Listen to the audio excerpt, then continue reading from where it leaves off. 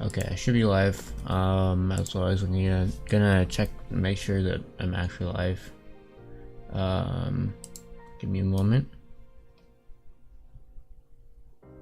Okay, looks good. Let me know if there are any issues. When you get started. I am super tired right now, which is strange because I got I think over 6 hours of sleep, so I don't know what happened. I might actually get a bit less. Maybe it was just a really bad time in my sleep cycle to wake up. Anyways, yeah, hello everyone. So I got a bit distracted this week by this idea, because it's something that's like I could probably make it in the span of a normal game jam, which is about actually it's maybe 16 to 20 hours of development. So I already have some stuff. So I have pieces. Technically, any pieces work here, but these are all just 4 kings. I can set up movements, and then I can write, for now, just for kind of debugging purposes, I can right click to execute movements. In reality, it'll be timed by the server to execute movements, but I don't have that yet. Also I can take pieces, but I still gotta do the palette swaps and stuff for teams. So I do have a to-do list in here. So I have just the ideas behind the networking, but I also have some basic features to add. So the way this game is going to work is the main idea that differentiates this from other implementations of this idea, because they do exist. The main thing that differentiates it is that it's turn-based, but everyone does their turns at the same time, but like you see the order that the player's moves will resolve in, and you have to account for that. So if, for example, someone's going before you in the turn order, you have to kind of predict what they're going to do, and you could potentially set up your pieces to attack where that you think that they might end up moving to, or you might just attack a piece that isn't moving or something like that. Well, rather, that you think won't move. And then what it'll be is like you can get maybe a few different moves that you can apply to that turn. And then the actual turn order, since obviously whoever goes first has a pretty big advantage, it'll be rotating. So like one round, one person may go first, and then the next round they'll go second, then third, then fourth, and then maybe loop back to first or something like that, depending on how many players there are. So that's the idea. And then I have a few things to do here. None of these are super complicated. Well, actually, no, this one might take a bit because I gotta set up the font and then do a bunch of other stuff. But this username input is going to be so that I can easily create teams. I'm hoping to do maybe this and then possibly this. This actually might be a pretty big one because I have, as you saw, actually let me see if I can put in other pieces just for demonstration. Where did I could just swap all the pieces I've got here for knights, and then I thought I swapped it. Hello?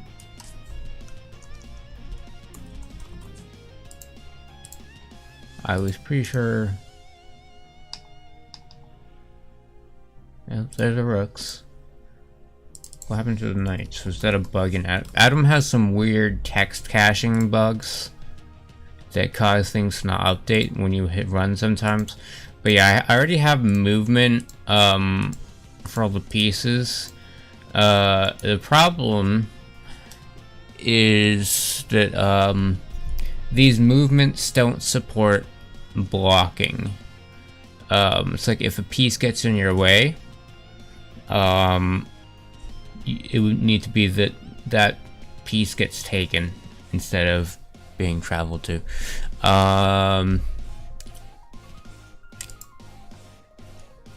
Although actually, now that I'm thinking about it, I might want to swap.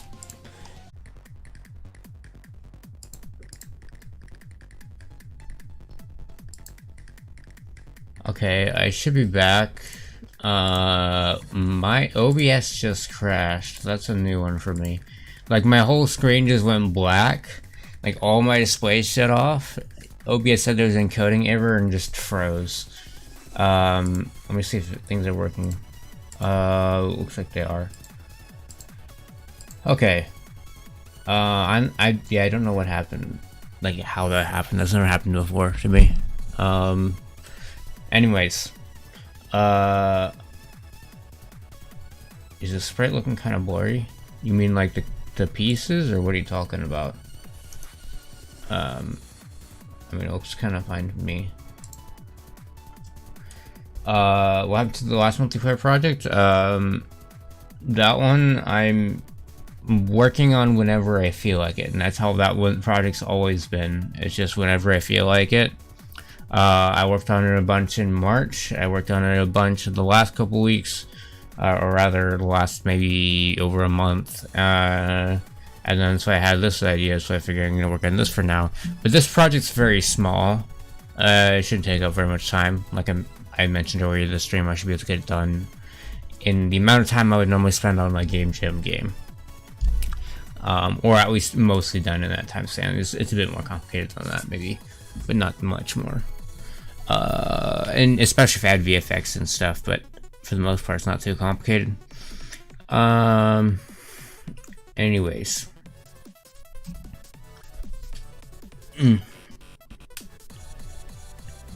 Need to burp.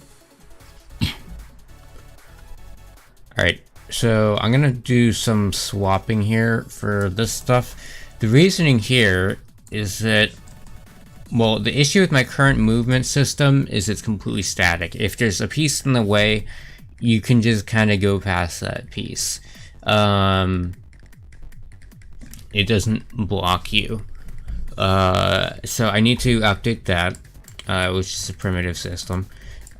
And then for that, I have to keep in mind that the movement rules vary depending on whether or not the piece that's in your way is an enemy piece or a friendly piece. I need to make it so that if it's an enemy piece, you end up just taking it rather than going right up in front of it and stopping.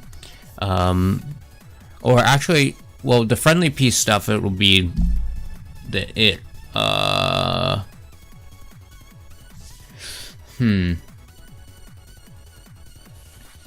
For the friendly pieces, it'll kind of, it'll stop you from moving there when you're initially moving your pieces, because it should be obvious what the turn order is. Anyway, or not the turn order, the movement order on the pieces. Anyway, so I'm gonna do this stuff first, just because so I can get my teams set up, so that sorry, I really need to burp for some reason. I want to get my team set up so that I can have the special rules for the different teams. Alright. So, username input. This is going to be kind of its own window. But first thing first is I need to get the fonts into this game. Let me find just something to steal this from. I think I can grab it from Encavers here. Data. Fonts.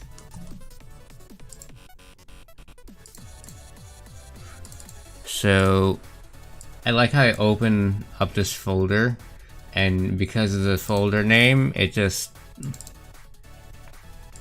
brings it up here. This is an issue I had in old streams. I fixed it by putting a version name in the name of the stuff here. Anyways, so you're gonna probably see this folder pop up a lot when I,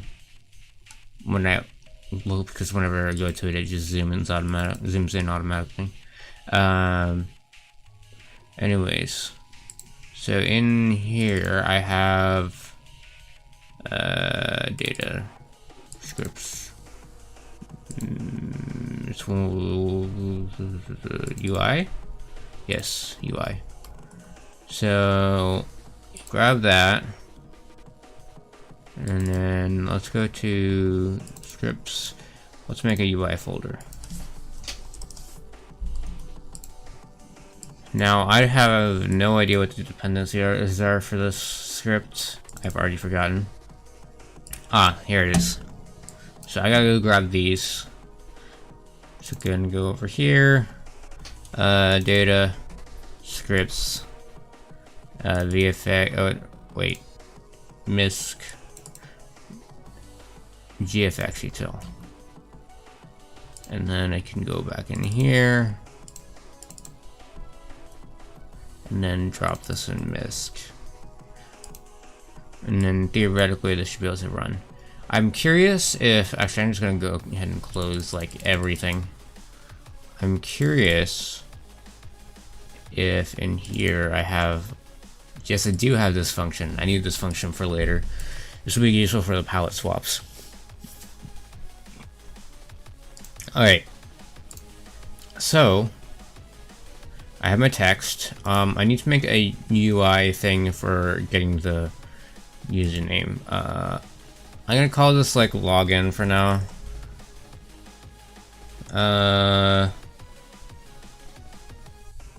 login.py plus login. Self dot username text equals an empty string. We fill that out. So it needs to be able to render a box with a def render self-surf. It needs to be able to render a box. So our username r equals pygame.rect, and then we put it at well, it needs to have some vertical space for the username, so I'm gonna put it at like 20. If that sounds about right. Or wait, 17? I think is about right. And then let's make it like 160 wide. And actually, wait, normally my stuff is 8 tall, so I can do that. And then for height, I could do 10, 12. I can grab from misc.ref tree or data.scripts.misc.ref tree import rt. RT and what, ref node? Is that how that's spelled? Yeah. So I'm going to inherit from it here actually. This is what gives me access to a bunch of the other elements in the game. Super.init. There we go. So in the assets I will need to load in the fonts. So that will require me to do from scripts.ui.text import font, I believe. So it's its own thing, object. Path color. For the time being I need white and black. Assets self.font equals let's call this black font equals font, and then we go to scripts. Oh no, that's not right. Data. Also, I just noticed a mistake here. There's no data.scripts right here. This is just data. Oh, it's just scripts.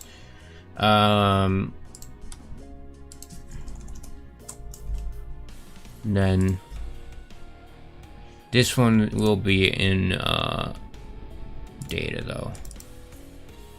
So it's data/fonts. And then the font name is small font .png, with a color of, I'll give it one blue because I think there's some color key stuff where I don't want to give it perfect black as its color. And then for the white one, we just do that. And then now we can actually render a font. So theoretically, self.nd assets dot white font dot, I think it's draw or render or something. Render text surf location. I use this code so much, but I still don't remember the argument order. Text surface. Surf location is going to be 5.5. And then Pygame.draw.rect. Username are this will be surf. This will be white. And that's that. And hopefully that should give us the base interface shape I'm looking for here. So in here, I'm gonna have a state thing, class state, ref node, def init self, super dot init, and then from scripts dot misc dot const. Wait, no, not const. Dot ref tree. Import ref node, and from here I do self dot application state equals login, and then this is how I'll control everything.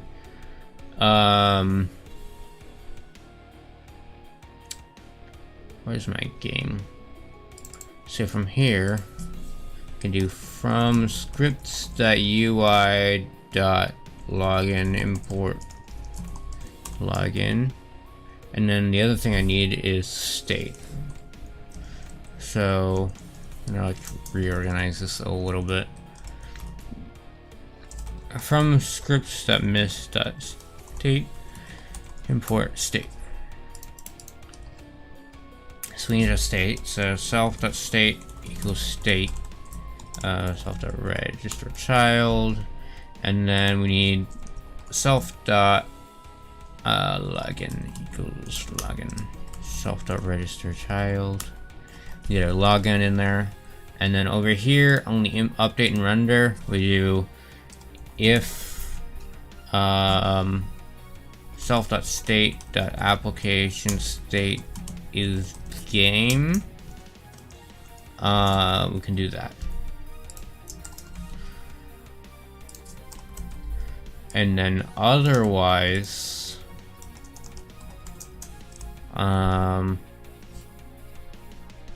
we do, or other, let's do elif.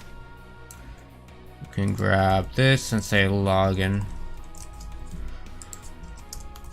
And then we do self.login.update, and then self.login.render, self.window.display. We don't need the offset.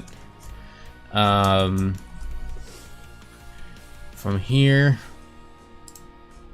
we need an update function just so it doesn't crash.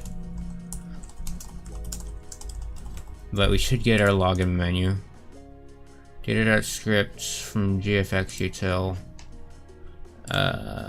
Why does it need RT? Huh. I don't need that code anymore, but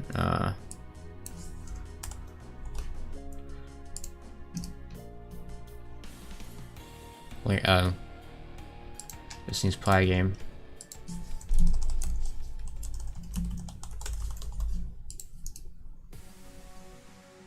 Okay.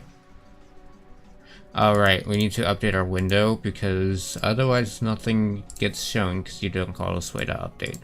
So, this line right here needs to be copied and moved out so that it runs in all cases. Okay, there we go, we got something. And then the other thing is this one needs to run in all cases. And then we need to make our box 1 pixel wide.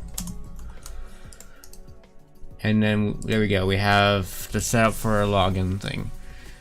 So I'm gonna do this. I'm gonna hard code this for now, and then I'll probably port this later to proper input.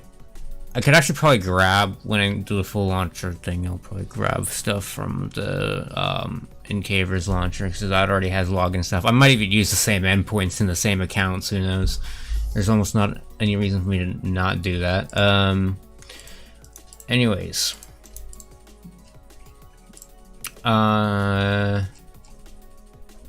Gotta make it so you can type in there, which isn't too hard to do. I'm trying to think. There's a way to check s equals abc s dot alphanumeric. Maybe it's dot is alphanumeric. I think this is a function. Python string is alphanumeric. Is alphanum.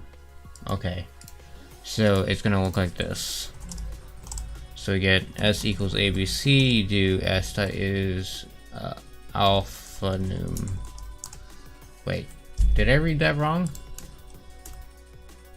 Is alnum. Man, why'd they truncate it like this? But then if I do s equals this, we get that. Now we need numbers. Python string contains numbers.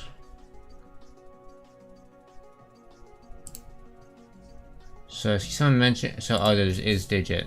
So if s equals 1 2 3, s dot is digit. Oh no, actually is alnum should be s dot is alnum.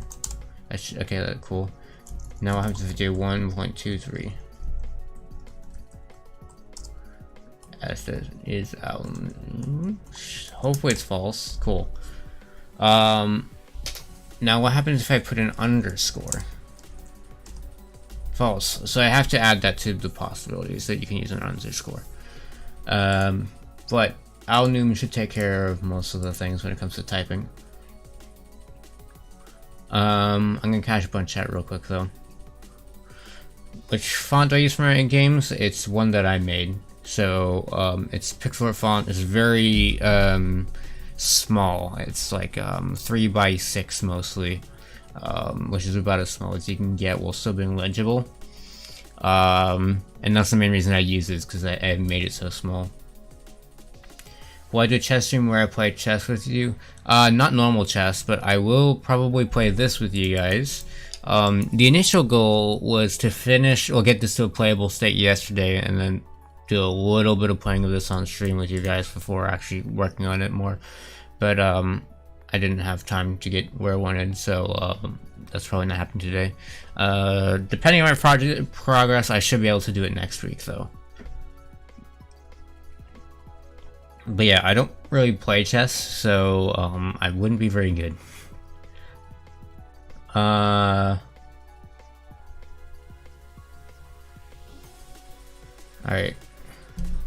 Is this a brand new project? Yeah, sorta. What is super init? It initializes the parent class. Ref node is it's just a class I use for kind of a global node system where it can access anything from anywhere. So it's like global variables but written nicely. That's the idea, pretty much. It comes from, so Godot has a node system, and it works pretty similarly to what I implemented here. And I got the idea from using Godot, and I'm like, hey, this is useful. So I added it. Because standard object-oriented programming isn't very convenient for game development.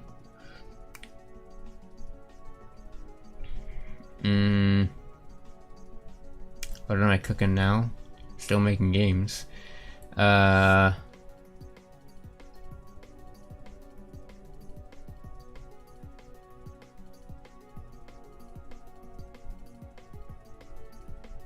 Turtle's not really for making games. So you would think I would have used it now, by now, considering how much I've used Python, but I actually haven't. I know a lot of people that have, but I have not. So I don't actually know a whole lot about it. It's because of the way I learned. There was no reason for me to start with Turtle, really. Normally Turtle is used in an educational context, I think, but I've never used it.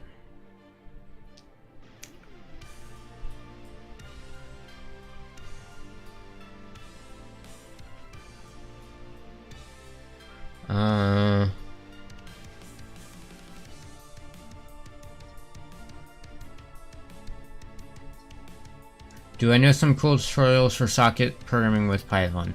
No, I don't. I learned it the same way I learned OpenGL. I learned it from random Stack Overflow questions and fragments of documentation. Yeah. You're kind of on your own there. There's probably some good tutorials, but that's not how I learned it. Anyways, this game specifically, so my online game that's working on for the last like 5 weeks before this, that one uses sockets. This one will not. This one's going to use requests, like API requests to a Flask server. So this one will be a lot simpler in terms of networking. It's going to be closer to like a website almost. What about a chess rating? I don't play chess, so I don't have one. Huh. The best chess rating. The music is shown on the bottom left. Anyways.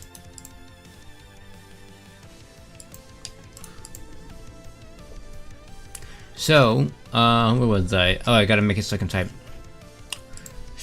Okay, for this, it'd be kind of in the input.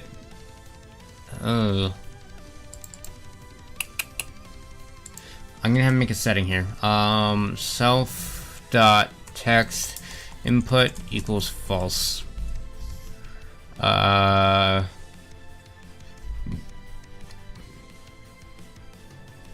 So what happens if I...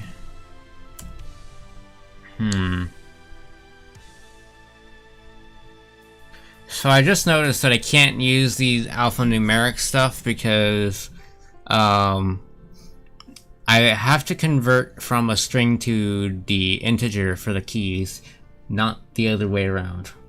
So I have to just have the list of characters again, as always. I may be able to grab this from somewhere, but I don't care. So valid cars equals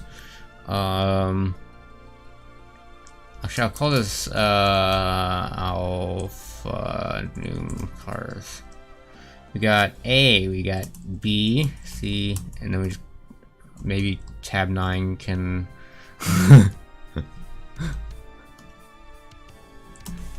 thank you, tab 9. Very useful.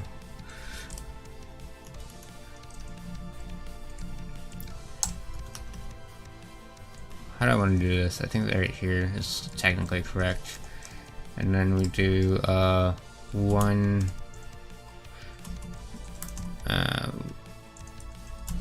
Then we just go all the way through. We forgot 0. And then the last thing we can do is underscore. But the underscore comes in as a hyphen. So you can have a hyphen or an underscore in your name.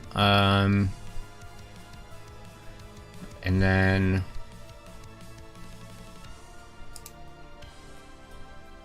So if self.text input pass else, and then oops, I'm gonna drop this right here. So ignore. Actually, no, that can stay.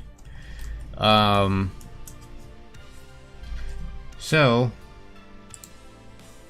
self.text buffer equals an empty string, and then as I type, this gets updated.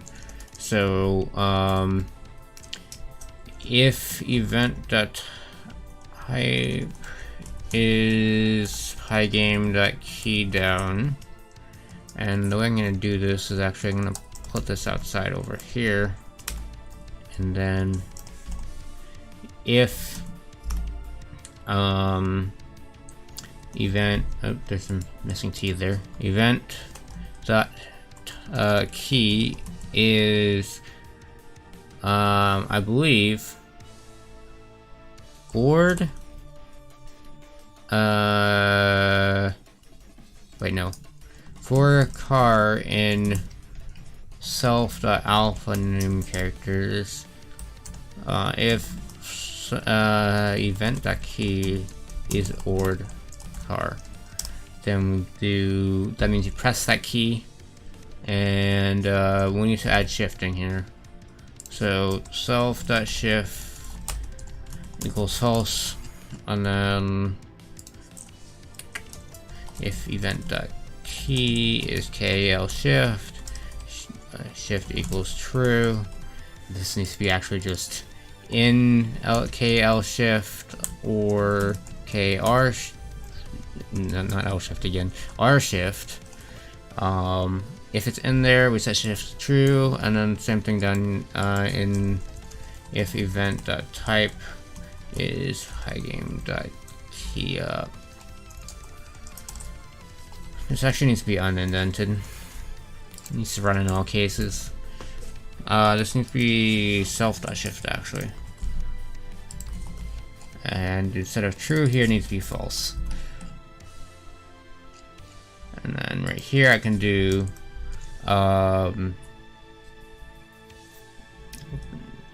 car input. Oh no, I can just pass by value, so I can just overwrite this. If self.shift equals, or just if self.shift car equals car.upper, and then we do if car is that, car equals this, and then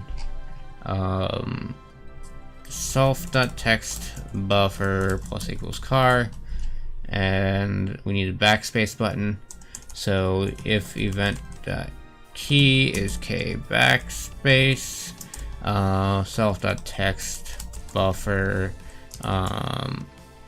equals itself, but you take off the last character. I'm not gonna do the hold down to delete faster thing here because I'm lazy. I might do it later, but for now this is fine probably. So what I'll do, this should be set to true.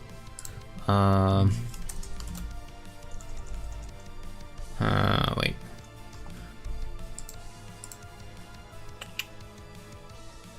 I have an idea. Self.text, actually, I think I want to do it in here. Def update self. Self.nd input dot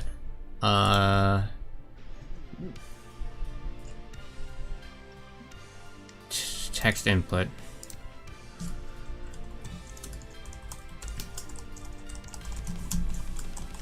So we do if self.application state is login, else it becomes false, and then we just need to call the update function over here. This should always be called similar to input, so self.state update, And then over here, we need to show the text buffer. So that'll be here. Take that, put that over here. This goes at 16 or 17, maybe 17. And then we do self.nd input.text buffer, and then we should be able to type maybe. Oh, I forgot something important. So I'm not using the Pygame const importation thing where you grab all of them, so you don't have to do the Pygame in front of them. So I just gotta like paste all these on here. So there you go. Cool. There's alignment issues there. So this needs to be 7. I can type my name. Wait, did I forget Y? I do not have the letter Y. Wonder how that happened. QVWXZ. Okay. That's interesting. Oh, it's just deleting all my stuff. Hello? Did I put the colon in the wrong place here? Okay, yeah, that's wrong. It should be there. So I can probably type my name now. There you go. So ABC, DF. Maybe what I'll do is I won't allow underscores. Or something like that. I don't know. I'll leave it for now, and I can sort that out later if I want. Anyways, it should be, if I press enter, it'll switch the game state, and it'll save the username. So, I'll do self.username equals an empty string for now. And then, if I hit enter, it should, save the name.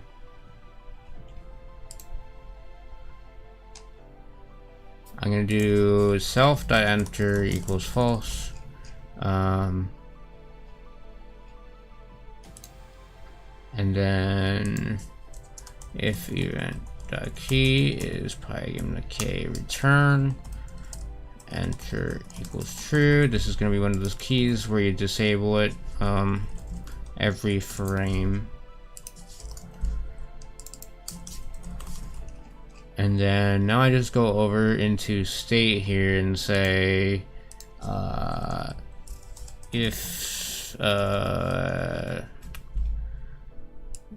this.enter, then self.username equals the text, not input, it needs to be the buffer, and then the self.application state equals game. That should do it. Cool. So that works. I'm gonna switch those back to kings. That I just had them on knights for demo purposes. Where did I put that? That was under like board game state, board state. So these need to be kings. Cool. So I'm back here. And then I need to do, so that takes care of this issue. And then over in game here, this is a bit of a problem. So this is a ref node, which means I can actually take care of this in state. So I'm gonna drop this over here in state, and then say, boop, and then self.ndGame.players. And then that should also be valid. Cool. And then so for this we need to be able to specify usernames. In reality, this is going to work a bit differently in the future because the server is going to tell everyone what the usernames are because it'll have accounts and stuff, but for the time being, I'm just sending usernames. So the username will be self.username.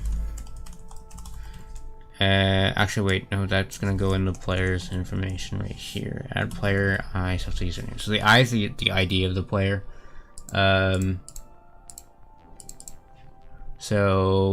We grab the username and then we'll just do that.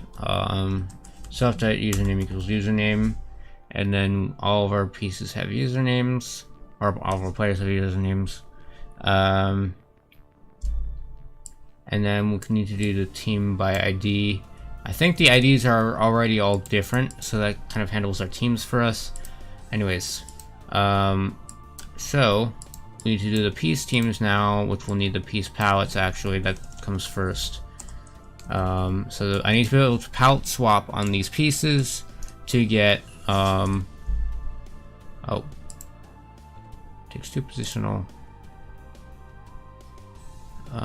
players. So username equals that, and then we just go username. But yeah, each of these kings needs to be a different color. Right now we just have white, but I'll be able to palette swap it. So I'm going to create a palette, and then I can like a palette image, and I'm gonna do a swap on it, well, based on it. So I can pull this up, which is my reference artwork here. As you can see, it's a bit worse looking than the actual game. So the idea is, well, we have white, we have gray, and we have darker gray. So this palette gets swapped. So there's a couple ways to do this. I want to see what, for example, this piece looks like in full red. Actually, wait, no, it's, yeah, no, that's right. I'll read chat once I test this out.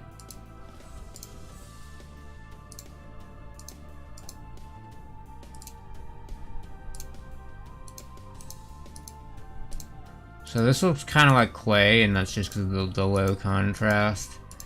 I mean, you can see what it is. Looks fine. I think I want to change the colors a bit on that. So we take this and then we brighten it up a bit. So this is going to be more of a pink piece than anything else.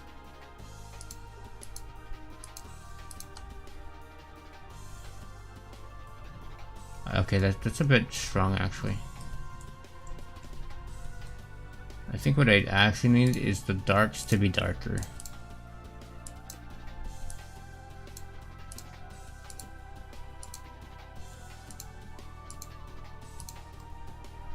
So that'll be the red piece. I think that's fine. So for this, I'm going to like, this is my palette I'm working on over here. I just grab the colors, and then I can do this like 4 times is the idea. So I already have the dark colors, I believe.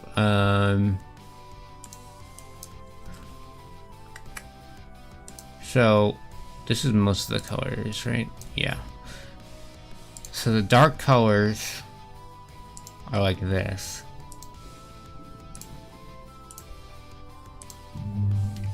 It's just like shifted down a bit, but that makes it a fair amount darker. And then the last color I want is the blue.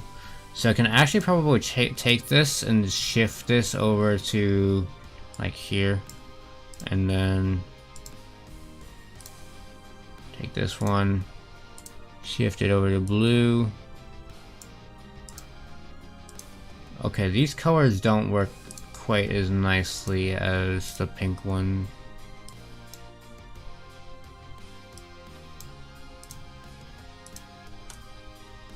Oh, this one right here is way too saturated here.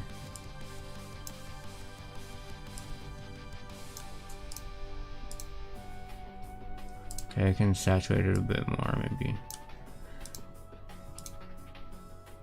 So just for reference, I'm gonna dump these colors here. These don't blend very nicely. Yeah, that doesn't look very good. So this one needs to be more purple. That's basically the same color. Wait a second. Did I not get this color right?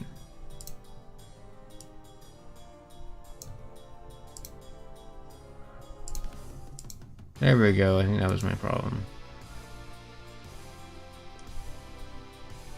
So, there will be our palette for now. I only need 4 colors for now. Let me see what this looks like. I'm gonna dump this on another piece. So, what's a simple one? Let's grab this bishop here. And then take the next color down. And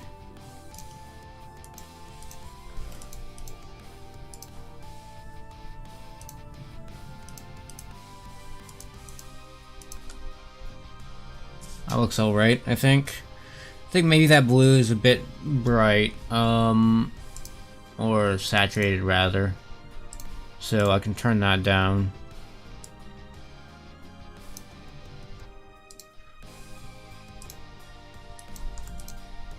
So rather than blue, this has become a purple piece, but that's acceptable to me.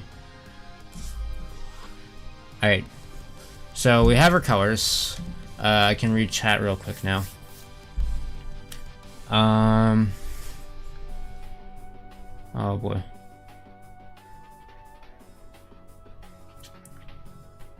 Did I know that chess was invented by a man named Gary Chess in the late 19th century? What? I don't think so. So yeah, someone's saying they need the chess battle royale, but it already technically exists. Someone's done it. It's just the way that it's been implemented is not the way I would like to see it. So, yeah. String.alpha lowercase. Okay, I didn't know that existed.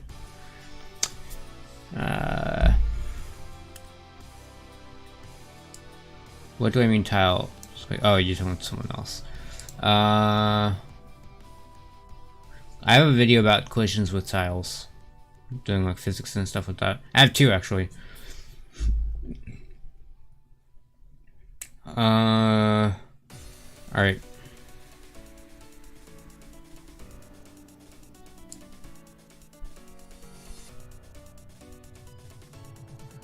The hard part about tile collision is not whether or not you're colliding. The hard part is resolving those collisions.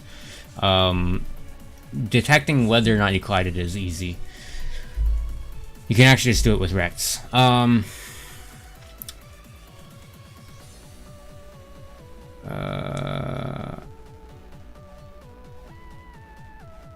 can stack be used in platform? Like, what do you mean by stack?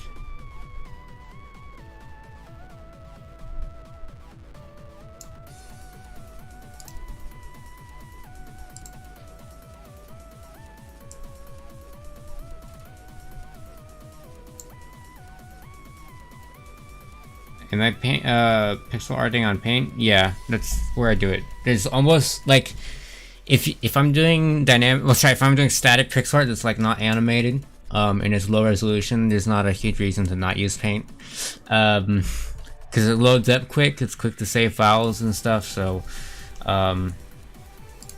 yeah. Okay, so this is gonna be the palettes for now. I'll load this in for swapping purposes. So I'm gonna call this piece palette, or I'm gonna no team palette. Okay, so now in here I have this palette. It's very, very small, but I can load this in, and maybe through the assets thing, And then def load palette self image.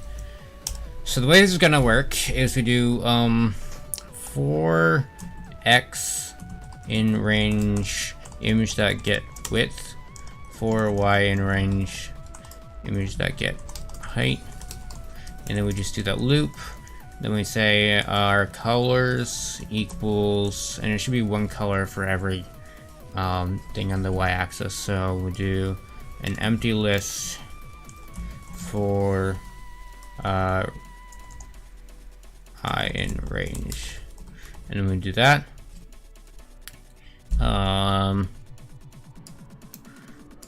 And then let's see, colors,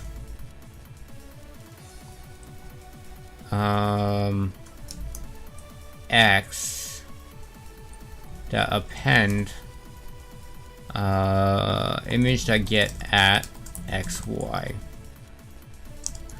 return colors, and then from here I can do self.team_palette equals self.load palette, and then I say self.misc palette, team palette?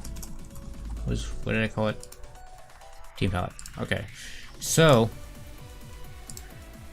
I can do print self.team palette, and then I get my list down here of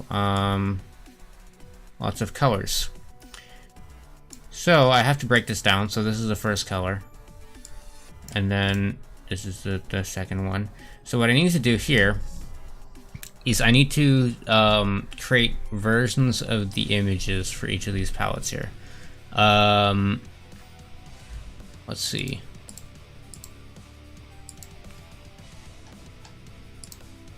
So over here in assets, I need to have a function for taking a bunch of images and then applying a palette to them. So def apply or generate palette set. So we take self, we take images, and then we take our palette, and then we're gonna take from scripts.misc.gfx util import swap color or something like that. So gfx util, we got swap color, and then I'm gonna copy the signature, and then we can reuse this over here. We'll need this. So what we do is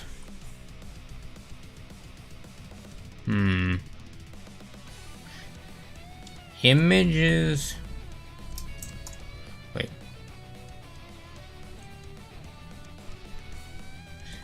images,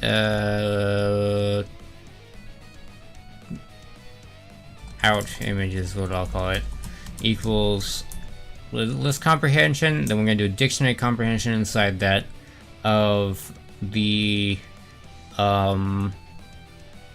image name, the none for image name in images, for I in range, I believe len palette. So this will be just kind of, I access the palette colors by index, and then I use the then I can use the image names. So I have, for each one of these images I have to do a bunch of swaps. So for image in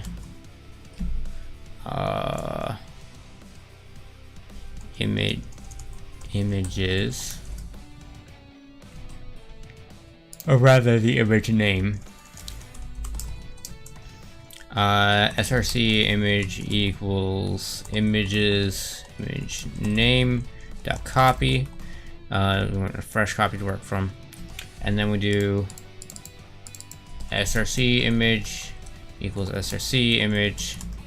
Actually, this needs to be for palette swap in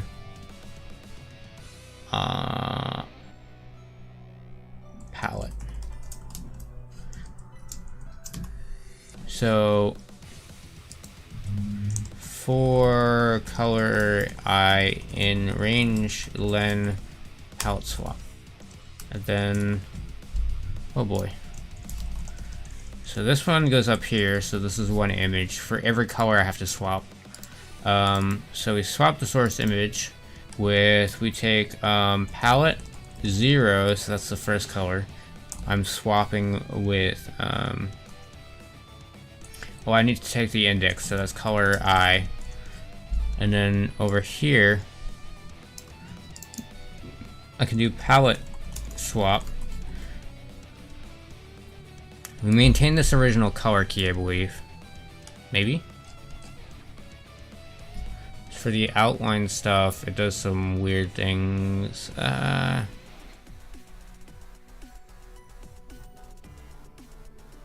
gonna do a little bit of funnies. I think this is either gonna work or gonna look really funky. We'll see what happens. So when you're done applying the colors in that palette, we can go to out images, and then we take the palette swap index. So this needs to be an enumerate so I can access by index. And then that, and then image name equals src image, return out images. So the first step here is, does this crash? So self dot and then we take colored pieces equals self dot generate palette set of the self dot pieces with the palette of self.team palette, which is actually way down here. So print self.colored pieces. Let's see if this even crashes. It did not. Good sign. So we have our list of dictionaries, which is what I expected. The question is, does it look the way I expect? So for this, we can do I believe technically this is going to be a bit of a hack. If I go over to pieces, I can grab the owner. How's the owner defined? Is that like, it's going to be over here. No players. Owner is the ID. So this is going to be a bit of a funky trick here, but let's grab, oh, pieces transparent. I pulled from the wrong thing here, didn't I? This needs to be oh wait, no, I didn't copy from the wrong thing. I just have an alpha version here. Well, I'm gonna do a little bit of some code modification here. I'm gonna just take this and then team colored pieces. Colored pieces. For the color that I use, I'm gonna do self.owner, and then I'm gonna make a copy, which isn't very performant, but it should be fine. If self dot or if moving piece image set alpha 130. So maybe I get colors. Yes, I do. Okay, that could have gone worse. So I'm curious as to how, like, what happened with, the outlines there. And then specifically, what happened with this one? I don't know what happened here. I'm gonna have to, like, look at the logic in that palette swap code, because something funky happened. So it uses color keys. It sets a color key.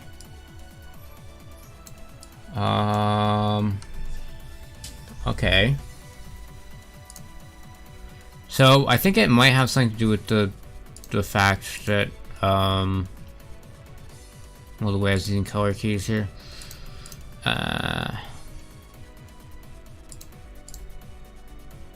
Assets.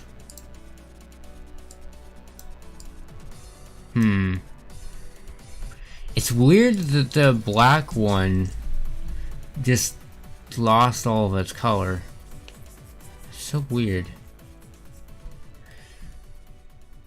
And I'm not exactly sure how the top color got spilled out. So I guess theoretically, for some reason, oh, it's because of the alphas.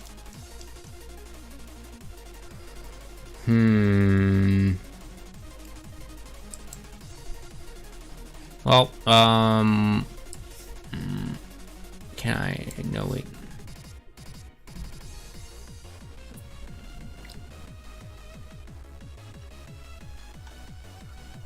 So it's using color keys. I need to, like, well, I need to disable alphas when I do the palette swap. So I'm not sure. Is it just set alpha?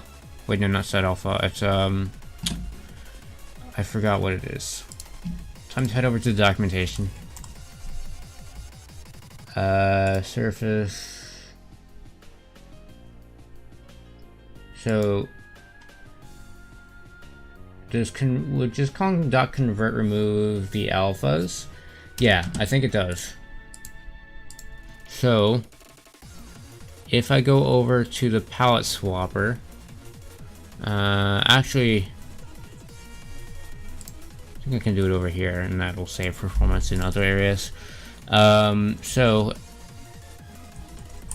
I think I just do that, maybe. Okay, that fixed some of it. I don't know what's going on in the corners here. Something happened in the corners.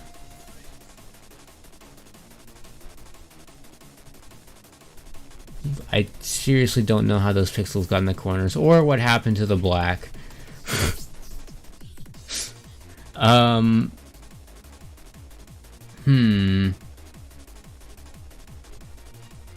Well, let's print out the palette and make sure that the palette's correct. So we grab team palette.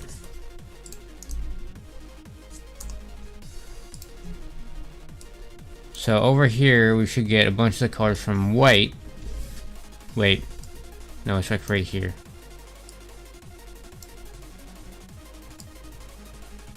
So it should be these colors.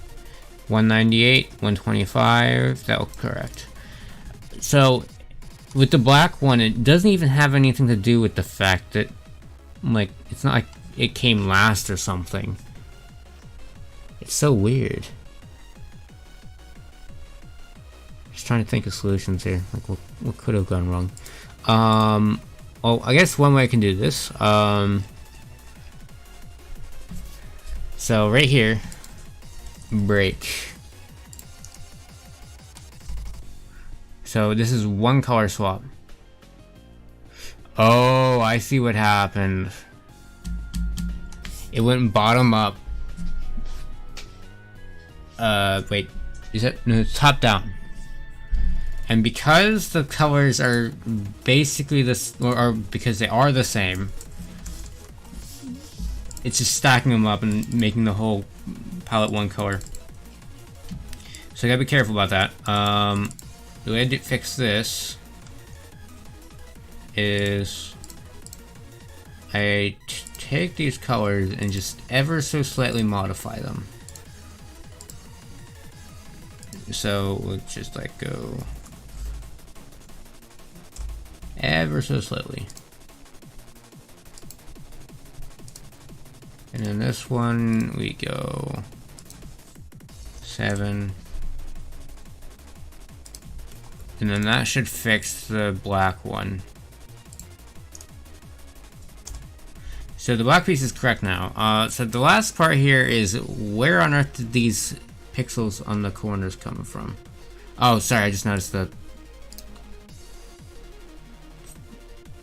Wait a second, that's a bug. I don't know how it's showing the files like that.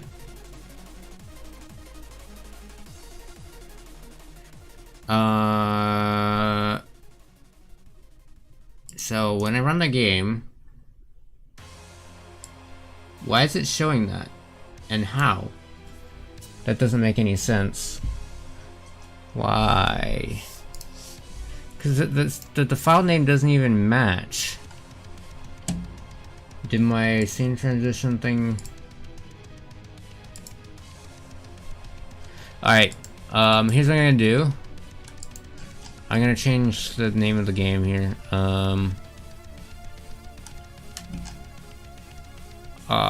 Where's the window? This needs to be like 1.0 or something. I'll just do that, and then I can do...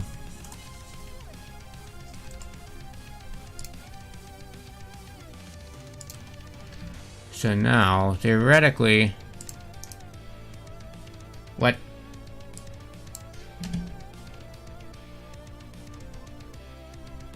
Oh, I think I know what happened.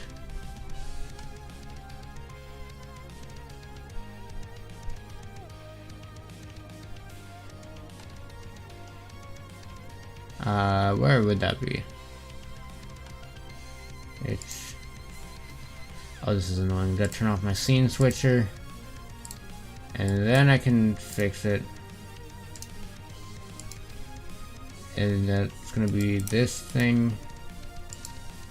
I don't know why it's saying File Explorer is python.exe. That's not even correct at all. So, nope, that's not it.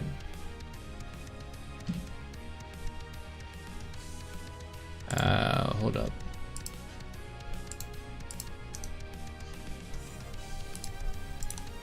Properties, we go, here we go.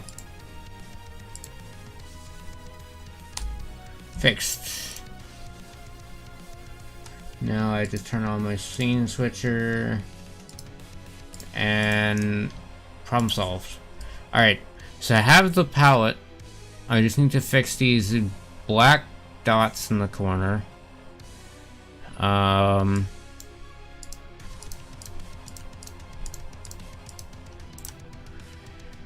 I don't know how these black dots got here. Oh, you also can't see my mouse. Come on.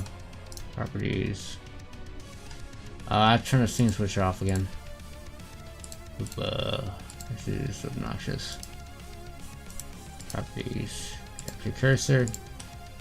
Tools. And scene switcher on. Okay, now you can see my mouse. So there's these black dots right here. I need to get rid of these. I don't know where they're coming from.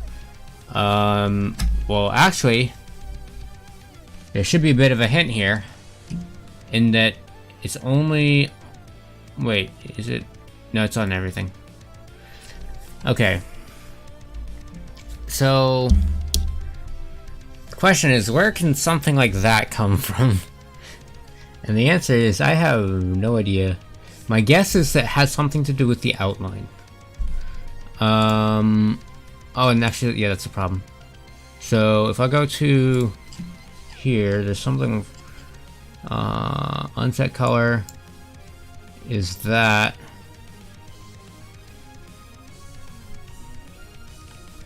Uh-huh.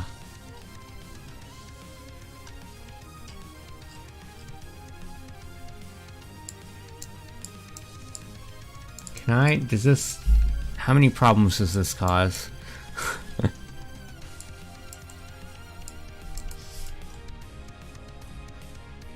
Oh, wait, if I just set that one to that. Problem solved. Okay. So now I have my palettes applied to my pieces. Yay. So I think that the blue could be in the red can be a bit brighter, maybe. So I'm gonna modify the palette, and you should see this like immediately reflected in the game, which is convenient. This is the advantage of using palettes for things like this. So we take a bright pink to put there, and then this one could be a brighter blue.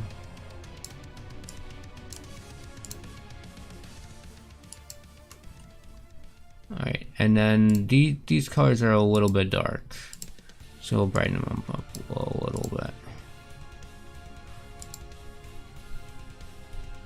And this one needs to be a little bit brighter. And then now if we run the game, here we go. I like the way the pieces look a bit better now. Alright.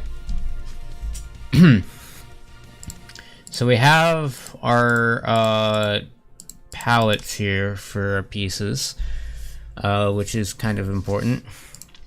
Next up, piece teams. So this is already kind of resolved in that you just check the owner to see who the team is.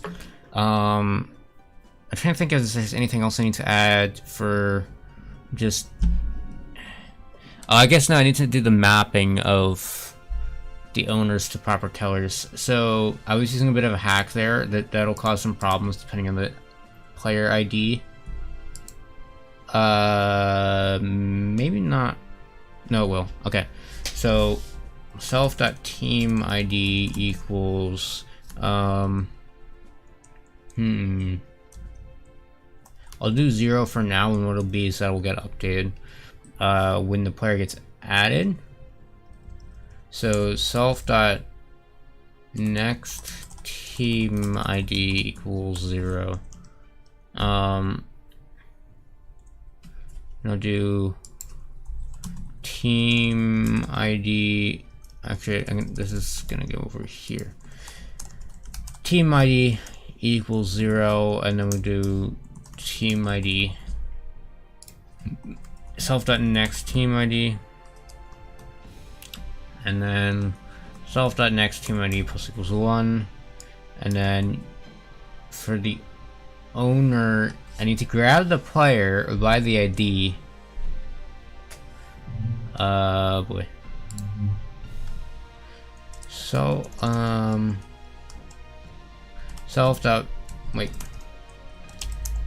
def generate map self.player map equals player.id player for player in self.players, and then just do self.generate map, and then I'll call this after every update here, and then that should make it more accessible. If I go over to here, wait, no, is it there? So pieces need to be able to go to, where are the players stored? So it's called here.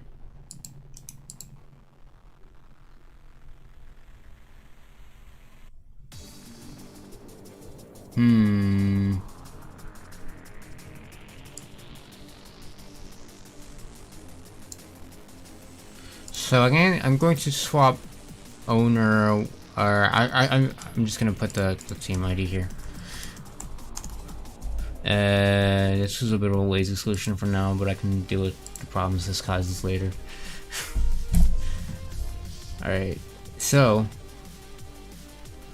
for I have it's team ID. I can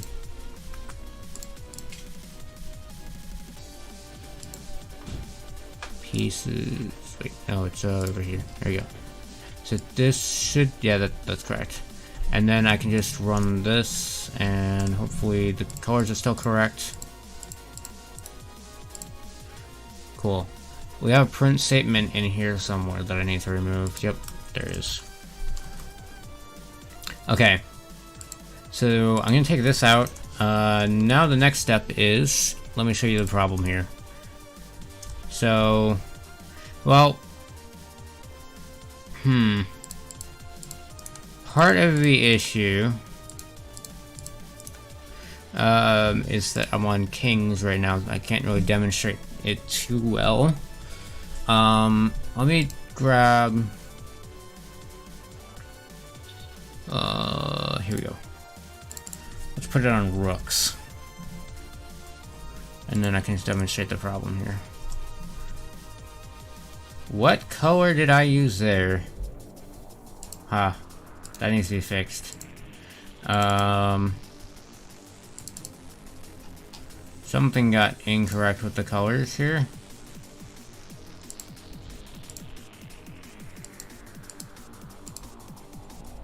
There we go. That should fix it, but so let's put this rook over here. Also, you notice I'm going to make it in this game where the rooks can't move infinitely, because that does cause problems in the long run. The idea right now is 4 spaces. Same thing goes for bishops and queens, because it's going to be kind of a big space, and there needs to be kind of distance needs to matter a little bit. I'm limiting the motion here. The reasoning for it being 4 is that I want it to outrange a knight. I might increase this, or maybe I'll make it like different game modes have different distances. For those of you that play chess, if you have recommendations for what amount this should be that's reasonable, let me know. Anyways, the issue here is if I put this over here, I can go ahead and do that. That should not be allowed. So I need to change the movement system so that I can't just phase through things. Yeah.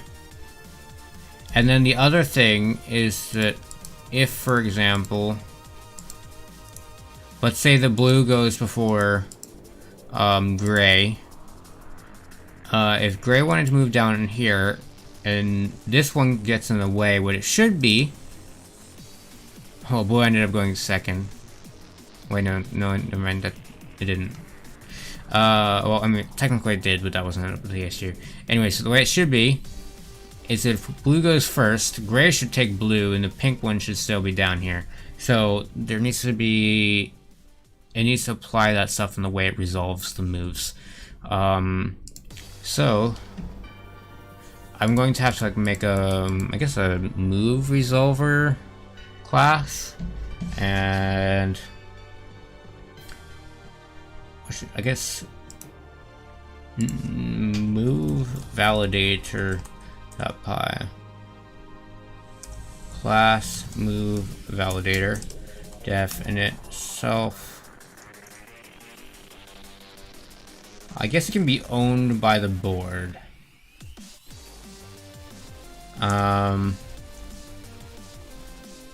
So, a couple settings here. Well, actually, I think the main thing I got to think about is infinite distance. So anything that can move infinite distances needs to have a limit.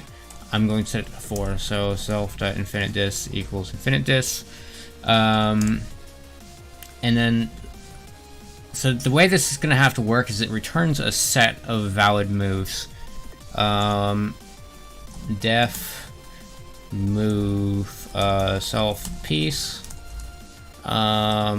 piece ID equals piece.id. I believe in the current setup, yeah, it adds the location to valid offsets and does some funky stuff. So instead, I'm gonna have to take the actual piece, look up the board. Oh boy. So this needs to have access to the whole board state. I'm gonna just start removing things here. I don't need everything. Right. So this needs access to the whole board. Board equals that. Self.board equals board. So we need other pieces equals self.board.pieces. So for this, I'm trying to think if there's a problem if I leave the current piece in there. I think there is, so I have to do p for p in there if p.id does not equal piece id. Actually, this is the same number of characters, so I'm gonna delete this. So we have our other pieces. Destinations. So equals self.board. And that'll be the move queue.values. So the reason behind checking this is that the destination, like, you don't want to make it so that you can move one of your pieces and then move the same, like, your own piece to the same location. That shouldn't be allowed. So that won't be allowed. And then, so what we'll go with is, well, you should be able to move a piece to where an existing piece is already moved from. Okay, I'm gonna run into a couple problems there. That I'm thinking of. So specifically, say you move a piece. Well, say you want to move a piece to another location. You move another one of your pieces to that first piece's original position, but then you cancel the movement of that first piece, so that both of them are pointing to the same direction. That'll be a problem. Anyways, so what it should be is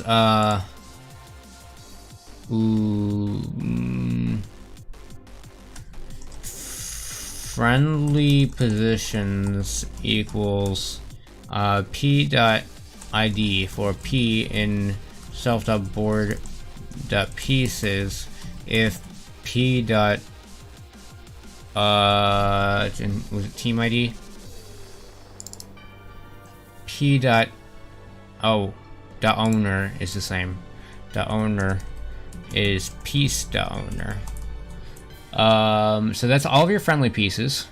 So you take the ID, or actually no, rather no, ID is fine.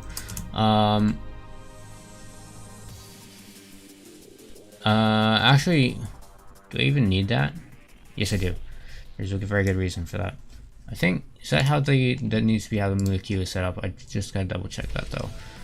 So the move queue is UIDs. So actually,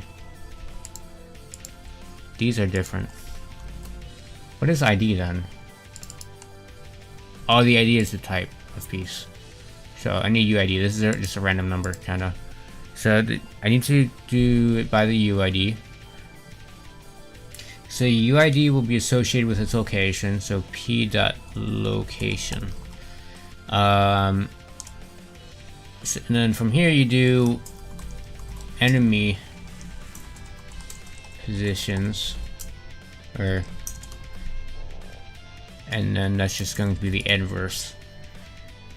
And then from here you want to update your friendly positions with what you know your moves are. So this will be done from the move queue. So for UID and self.board.move queue, friendly position UID equals self.board move queue UID. So that adds all the movements we've got. So we can remove that. We don't need. This needs to be from other pieces. Or here, let's do this. If that and p dot UID does not equal piece dot UID. That fixes that, so I don't need that anymore.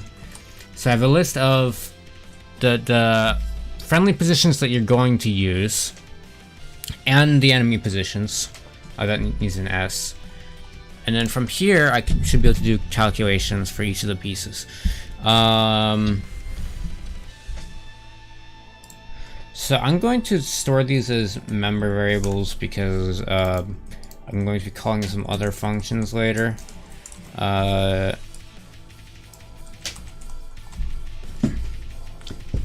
forgot I can't lean back because I lose tracking. So even though these are temp variables, I'm gonna have to assign them so I can use them in other functions because I'm lazy.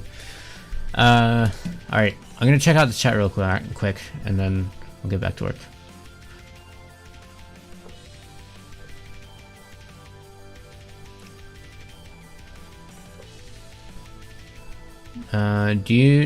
Do I know why your transparent background spreadsheet is blending with different white or dark blue shapes as graphical artifacts on each different spread or animation frame?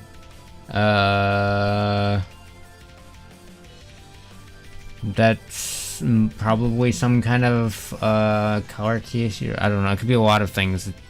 It's entirely dependent on how you try to implement that.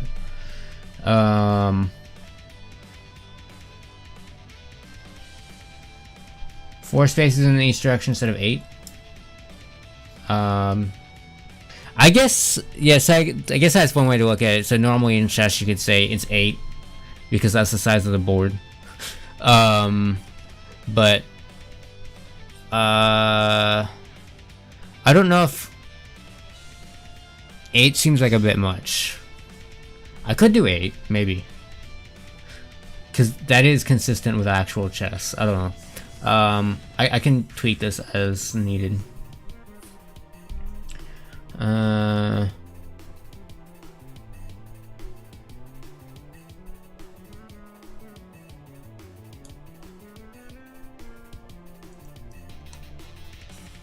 Alright.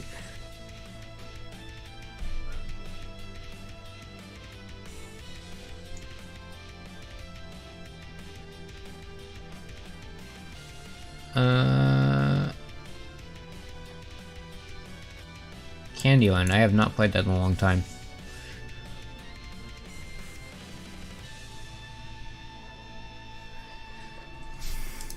I don't think my family, I think, used to have it. I don't think we have it anymore. Anyways. So the way this is gonna work, so I'm gonna do a thing where I go def cast direction. So I give it an increment, and then a max amount, and then the way this will work is I move along with the increment and then check each of those positions until I hit something. So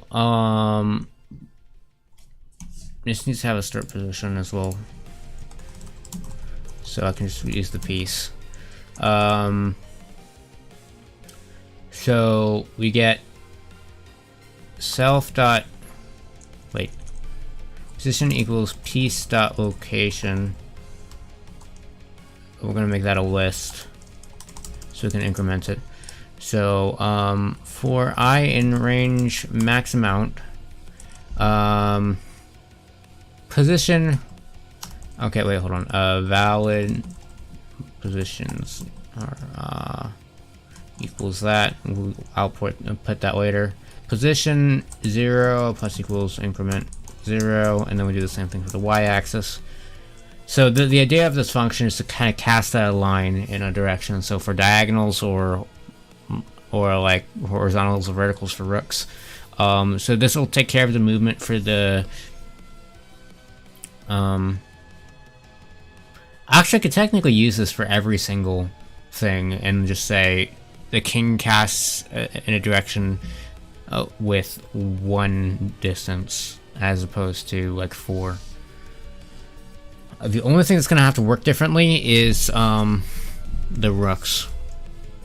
So I'm gonna do def check position, and we give it self and I guess position.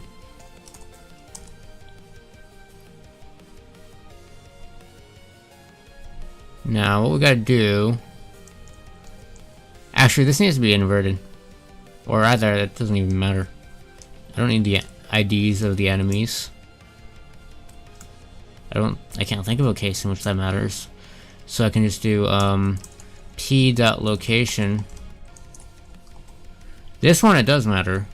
And then you go through here and you do self.friendly positions equals p.location for p in self.friendly positions.values. So this is just going to be a list of tuples. If, or rather, to make this even faster, I can convert this to a set and it'll run these checks a lot faster. So from here I can do if position, or the tuple of the position, is in self.enemy positions. That is fine, but the problem here is that it should stop movement after that point. If it's a friendly, you stop it before that point. So what I'll do is well, the worst case is if it's in friendly. So I'm going to return 0. That means you shouldn't even advance. You return 1 if it's in the enemy positions. Otherwise, you return 2. So this is, you can't go to that space. You can go to that space, but you can't go any further. And then that means you can go to the next space. Or rather, you should check the next space. So the way this will work is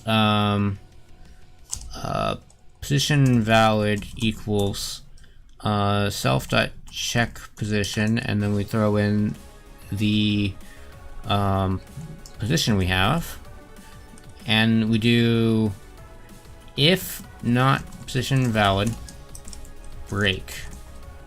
If position valid is 1, we do valid positions, the append tuple of position, and then we break. Actually, here's what I'm gonna do. I'm gonna throw this right here, because if we do that in either case where it's not 0, and then if it's 2, we don't break. We can keep going. And then from here, we can return valid positions. And then we need to be able to do our cast directions for all the pieces. The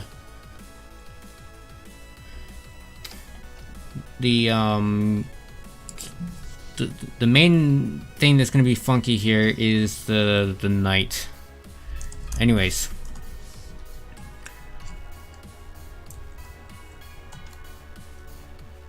I'm gonna do like a cast direction map here. So let's do, before I had I'm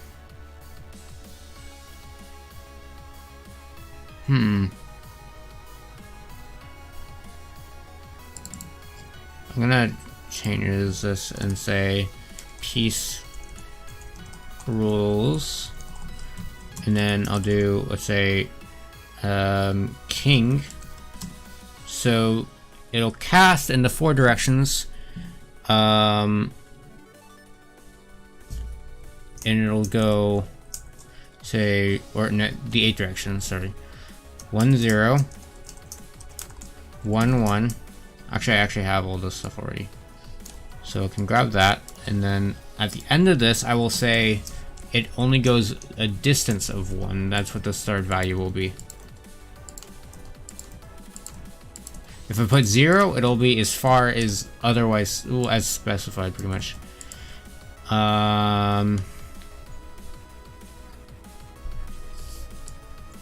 So actually, you know what? I can cast for the knights. All I have to do is just cast with 1 and then set the increment to the jump amount. Anyways. For the queen, for example, this will be all 0s, because that means it needs to go as far as possible. And then for the rook, it'll be 1 0 0, 0 1 0, negative 1 0 0, and we get 0 negative 1 0, and then we get our bishop will be 1 1 0, 1 negative 1 1 0, negative 1 negative 1 0, 1 negative 1 0, and then we need our knight, which will be, so that I can just grab the same positions from here and then add 1 onto it. This is an interesting way to describe chess piece movements. So the last thing here that'll be a bit funky is the pawn, right? Is that everything? King, queen, rook, bishop, knight. So we just need pawn. So we grab pawn. For the time being, pawns are just gonna be 1 0 1, which is a bit funky, but it's fine. I'll sort that out later. In the future, what it'll be is pawns you'll be able to rotate. It'll be weird. And well, the pawns also just have their own special rules, which is interesting. All right. So from here, what I do is piece rules equals, and then I gotta grab this from const here. So from scripts.misc.const import, and then we're gonna grab our piece rules, and then we grab from here, we do piece.id. So these are the rules for the piece. So for movement in piece rules, so that'll give me like this list, for example. I need to execute all of those. So range will be, or movement increment equals movement in the first 2 values, so you do it like that. And then movement amount equals movement 2 if movement 2, else we use self.infinite distance. So we have our increment and our amount. So we can use our cast direction function here to get a list of valid positions. So valid move positions will be that, and then we just do boop valid positions equals, you add that, you throw in the piece, you give it the increment, which is movement inc, and then movement amount, and then you return valid position. There we go. So the board state needs to have a move validator. Self.move validator equals move validator, and then this thing takes in the 4, which is set by default, so I don't need to do that in self. from scripts dot pieces dot move validator import move validator, and then we can use this to get our list of valid moves from here. Actually, I just noticed a mistake here. So I was using the raw position, right? Or oh no, I used this as a reference point. Okay, so that should work. So the other thing is that the current position needs to be added, I think, right? Or no, I can add that later.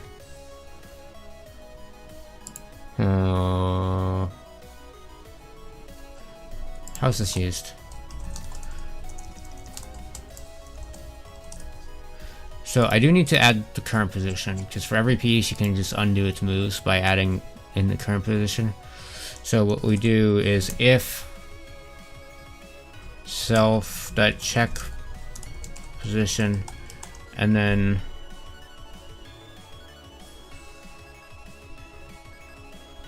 piece.location,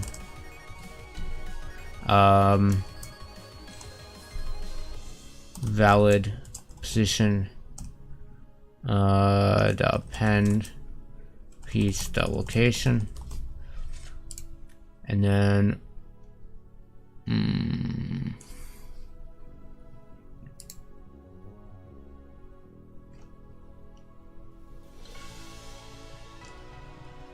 so valid moves needs to be return self.move validator, and then you give it a piece. So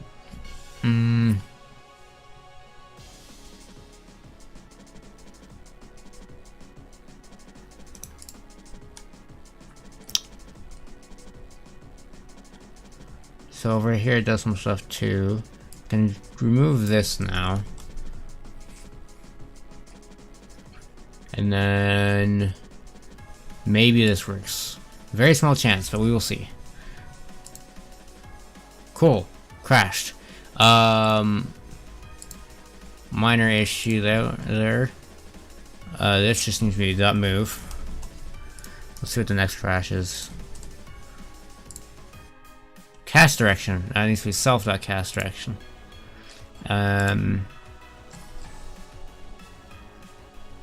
Self. Cool. Tuple object has no attribute location.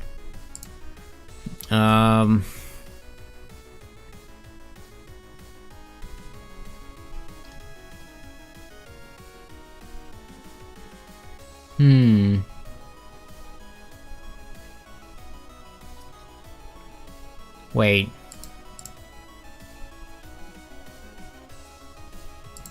What? Print.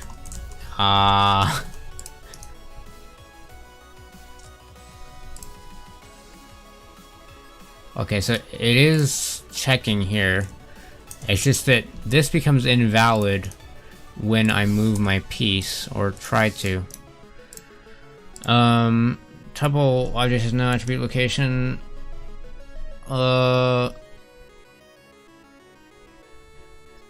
the friendly positions are coming from here. Hint self that friendly position is what's going on here. How does this get messed up? Oh wait, hold up. Yeah, I don't know how that was working in the first place.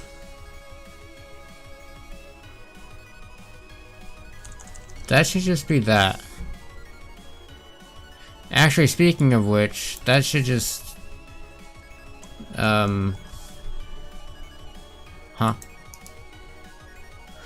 I don't know how it was working in the first place.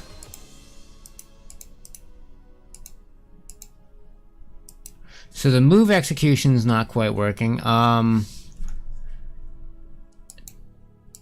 curious what's going on there. I'm adding first, right? It's not like running into itself or something dumb like that. So here's each one of the movements. So print location, and then we want print the valid moves for the piece, and then we also want the piece's location, print piece.location. So hopefully this will tell me what's going on here. Presumably it's like denying the move for some dumb reason. So we are trying to move to 1212 from 912. Is 1212 not in there? Oh, you know why? Because it shows up in a friendly position, because that includes its own, well, itself. And yeah, I know what happened. Right about here. This is a no-no. If UID does not equal piece.UID, I think that should fix that issue, and then maybe I'll be able to move my pieces now. Okay, so I'm gonna remove those print statements because I probably don't need them now. Let's see if the blocking works properly. So if I remember correctly, it'll execute in the order that I specify the moves. So let's put you there. Let's put you there. So I cannot move into there, but I can move to here, which is the intended effect. So white moves into red and takes red. Perfect. I don't have allied pieces implemented right now. Well, I mean, technically it works, but in theory, I don't have them loaded into the game. But I think that implements this. I'll find out later when I add the neutral piece spawning and claiming. So the next thing is turn orders, which is gonna be funky.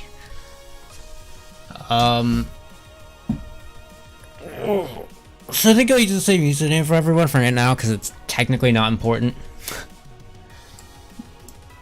I think I'll do this, and then I think that'll be it for this stream. But this might take a bit, so I'll still be here for a bit. I might do these later today in my own time, which means that I don't know, join my Discord server, keep an eye out for possible playtests, maybe. Actually, this networking might take a bit, so probably not today, but maybe in the next couple of days I'll do a playtest and we can do a little bit of chess battle royale. Yep. So one of the there's more that I plan on doing than just what's in this list, though. But this is the very basics to have something that's playable.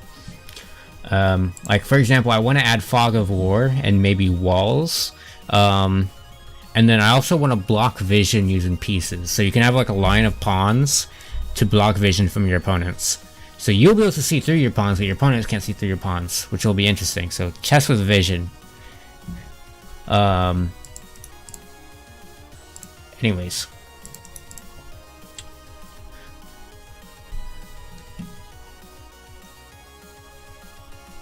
I'm reading chat now.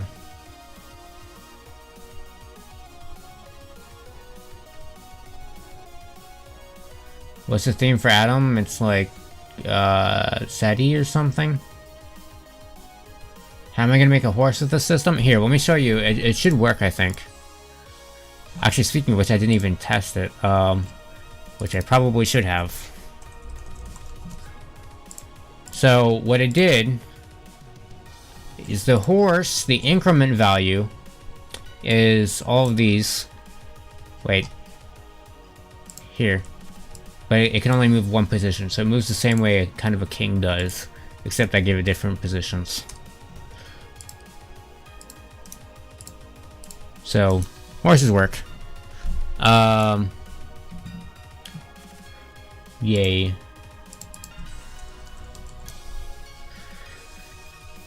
Is this a project for an upcoming video? Everything I work on is potentially going to be in an upcoming video, so, I would say yes, I guess. Anyways, turn orders. So I'm gonna just show kind of the turns in the top right, I guess. It'll be the usernames. I do want... Do I have like an outline text thing?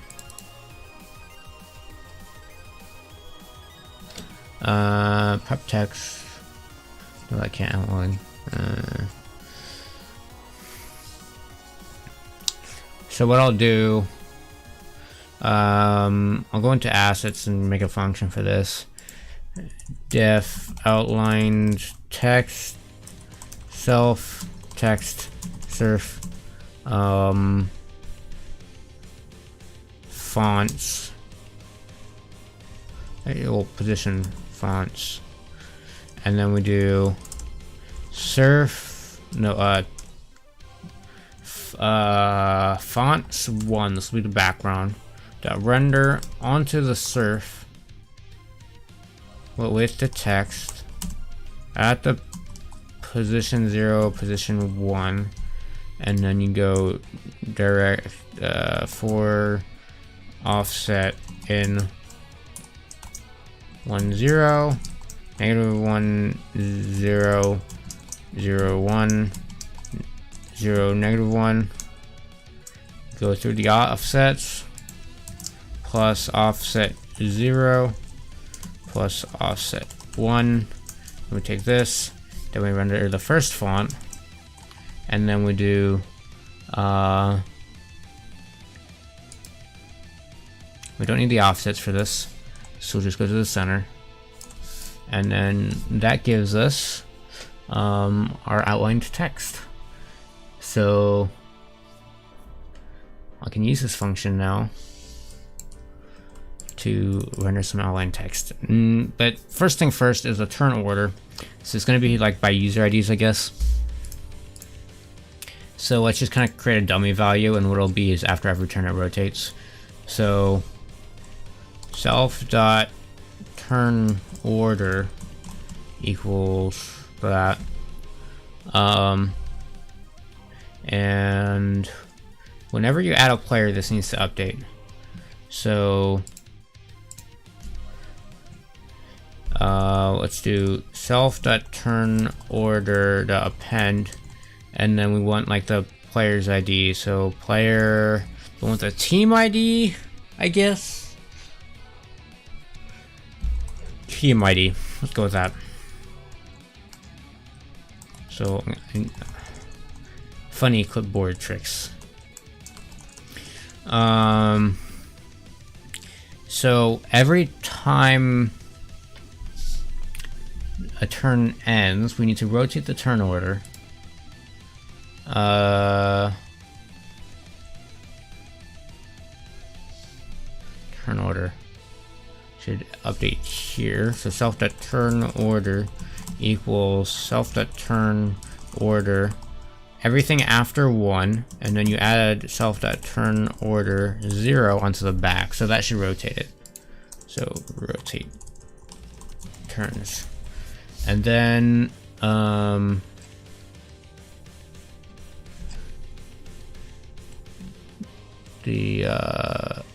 it takes a team ID.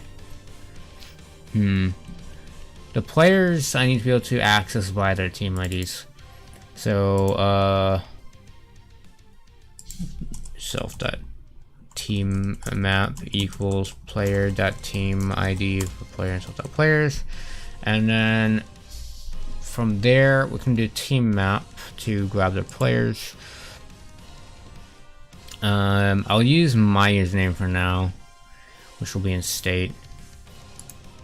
It's a bit of a hack.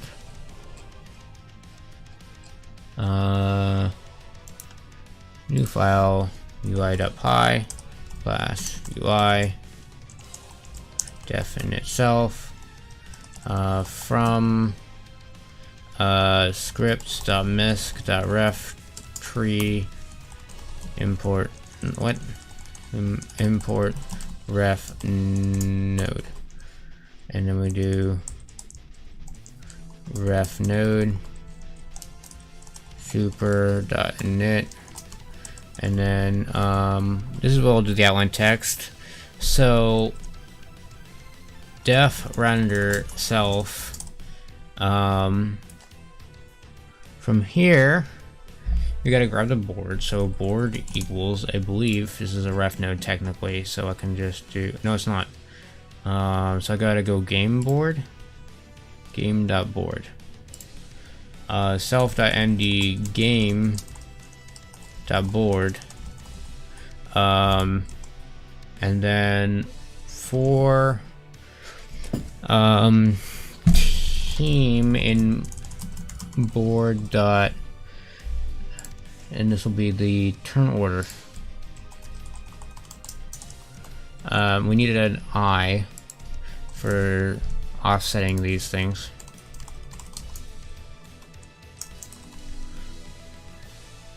These should actually be colored, which means that I need a font in every single color.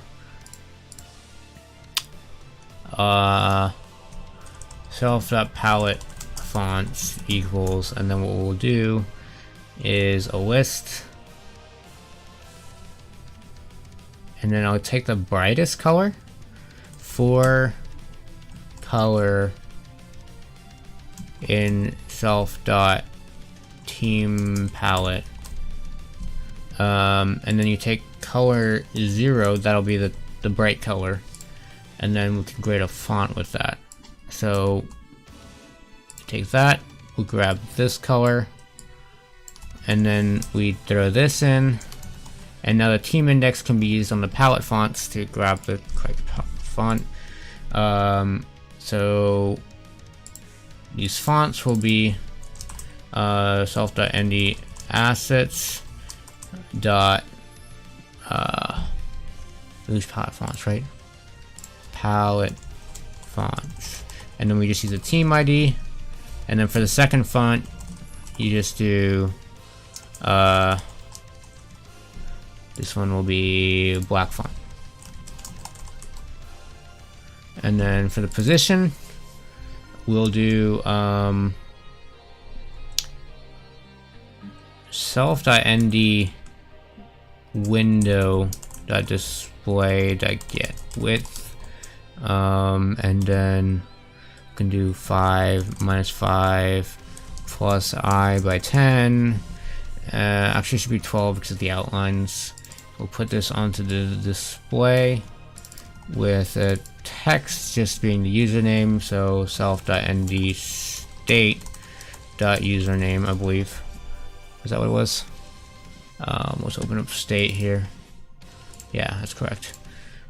So I don't need the self. That will be the self.nd assets. And what I'm going to do actually is I'm going to say assets equals that, just to save some space here. And I might want to grab window as well. So window equals self.nd window. That'll also save some space. Display is window.display.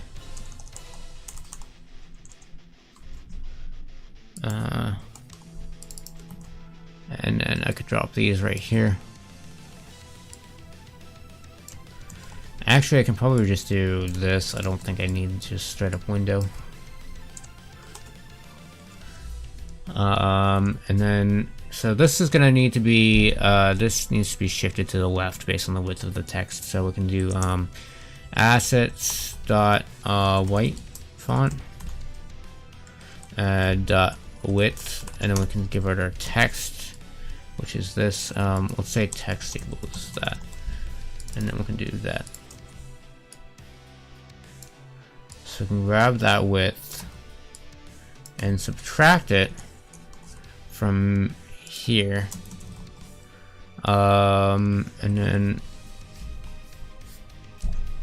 we need to go over to game now. We need to create our UI object. So from scripts.ui.ui import UI. We can do self.ui equals UI. So do that, and then we'll just throw in the render function over here under game. Actually, I'll take a serve. So instead of doing that, we'll go over here. Where's the other? There we go.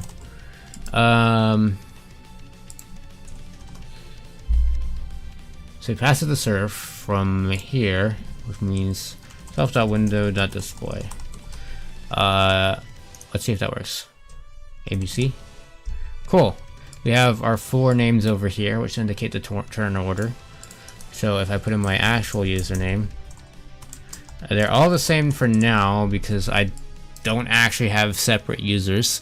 I'm just importing for them all.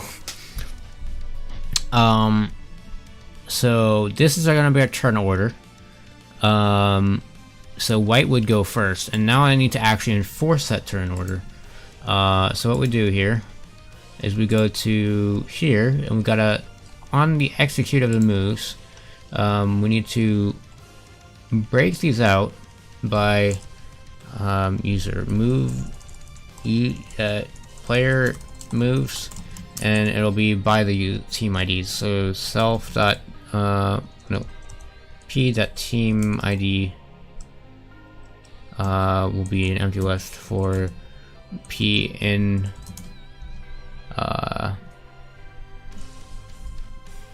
wait a second. Do I not have a reference to all the players in here?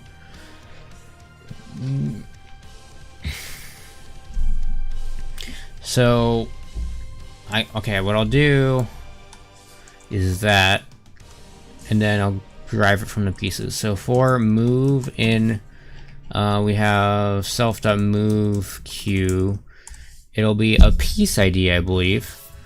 Alright, so we grab the U ID.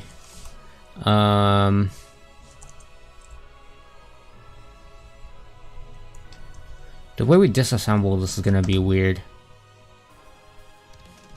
So let's see if I move order. Okay, so now piece equals, I believe there's a map in here. So self.piece map, and I believe this is by UID.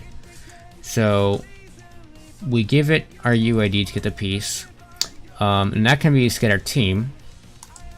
So team equals piece dot team ID. If team not in player moves team equals an empty list. So from here we need to add the move. Player moves team dot append, and then we want to do self dot move q, and then we give it the UID. So this is splitting up we're keeping the proper order of the moves, but we're splitting it up by the players. So now what we do is we loop over the players for player in or for team in, let's call this team moves. Actually, this makes more sense. Team moves for team in, and then over here we use the self.turn order. This is the order of execution for the team moves, and then we can grab the move for that team. So for we do for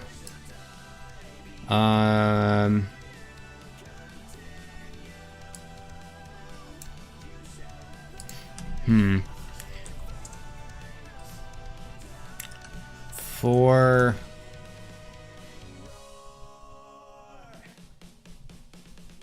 this is a minor issue in that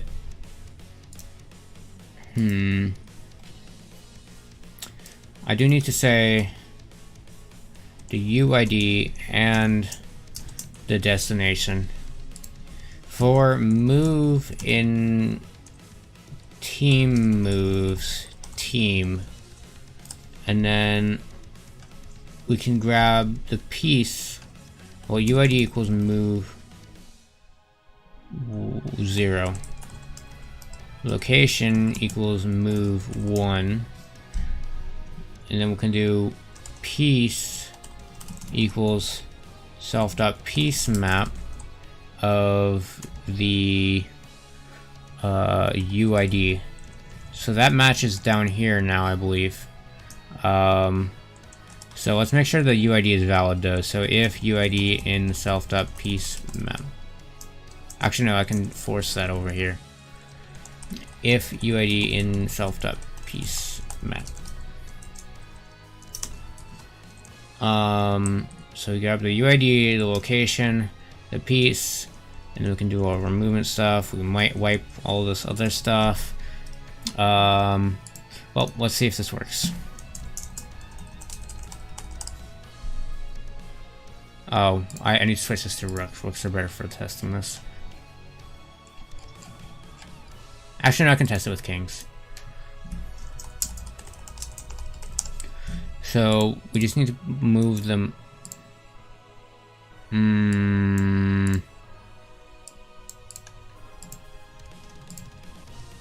What happened here? 60.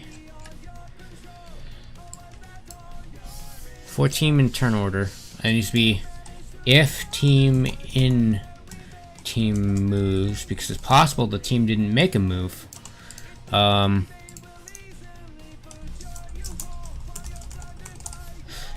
So we need to move these pieces.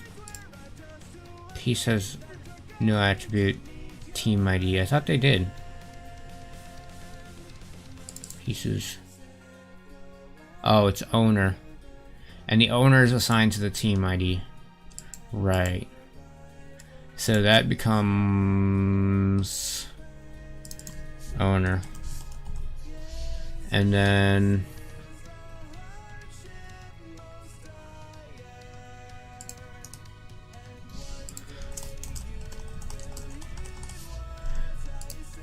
so we move these towards each other.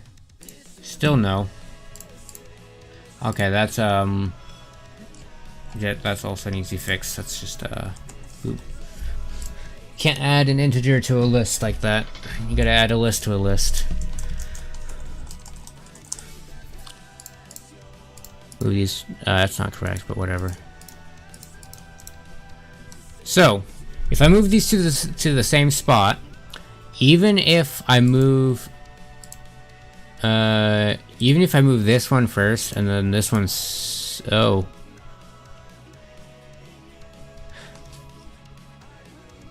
hold up.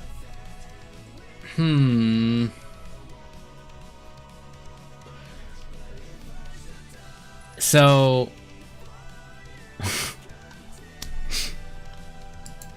it's assumed to be friendly because it's an actual movement.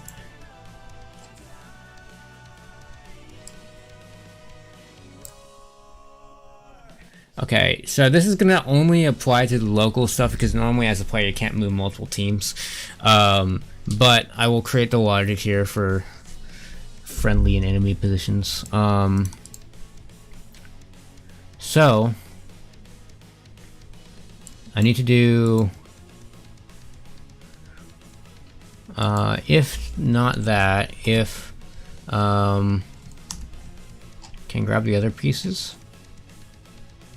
Self.board.piece map, what was it called? Piece map, yes. UID. Dot owner does not equal piece dot owner pass else is friendly. If it's not friendly,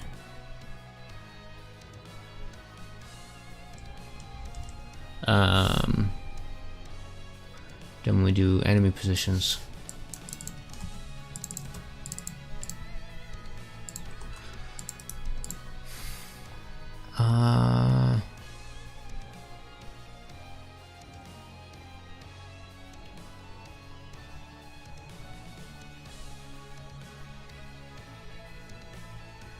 Cool. I think that works.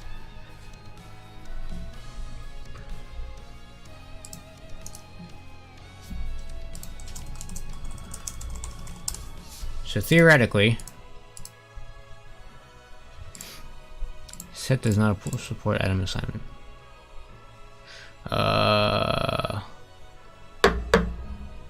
Well, here's what I'm gonna do. P.uid. Switch it back to what the other one is, pretty much. And then you go down here and you do the same thing with the enemy positions. There we go. Problem solved, maybe.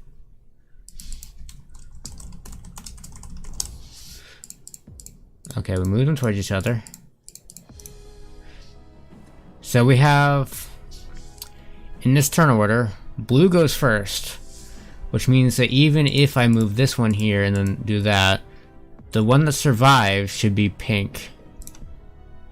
And then just to check the inverse of that real quick. So right now, pink goes first. So even if, oh wait, no, I need to like do that or something. So let's say, so pink's second here. So if I move gray, then pink still wins. Cool. And then if I go like, boop, boop, white should win. Huh? Okay, let's see if I can reproduce that, because that's not what was supposed to happen. So pink won all of those.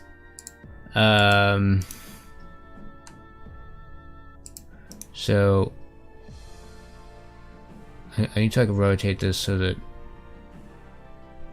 oh wait, you know what it was? I think it was gray I was thinking of the turn order, not white. The only time, wait, no, maybe.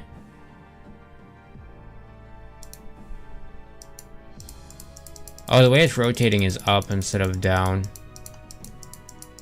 I want it to rotate down. So the way you do that is with, take everything except for the last one, and then you take the last one and you put it in the front.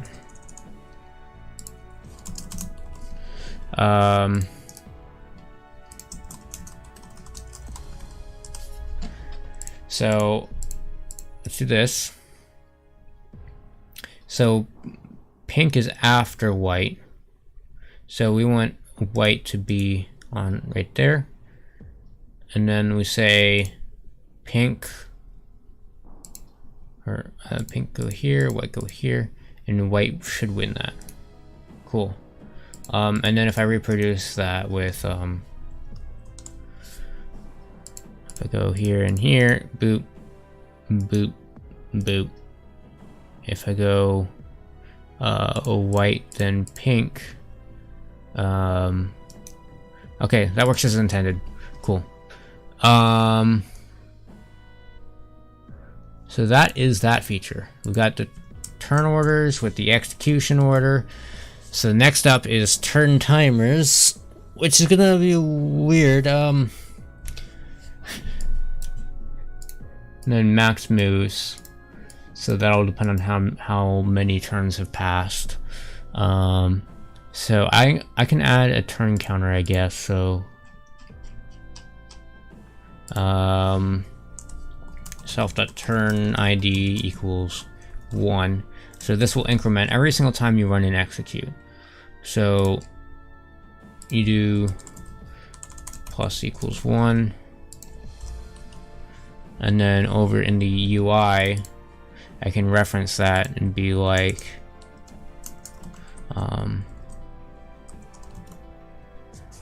let's add here, let's put that at 17, and then this can be at 5, and then we say turn, and then we do plus str board.turn ID, and then actually let's set this to text. So we do text equals that, and then instead of doing that, we do assets.white font, and then that will give us our turn ID. Crashed. Cool. Oops, that needs to be... So these things need to go up a bit higher.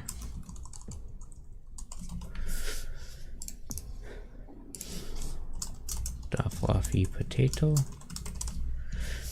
So it says turn 1, cool. So I can right click and it'll just increment the turns, so. And you can see the colors rotating through there. So I can just keep right clicking and I'll click to 100, just make sure. Yeah. Boop. Cool. So that works. Alright, I'll read chat real quick and then I'll probably end the stream.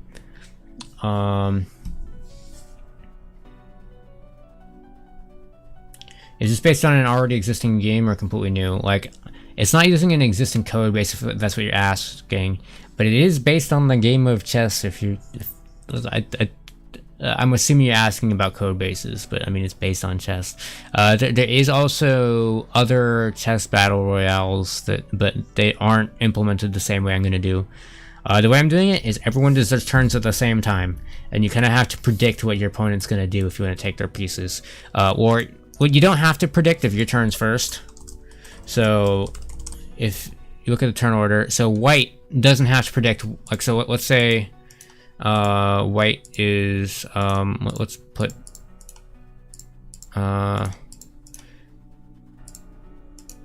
so let's put white on top here.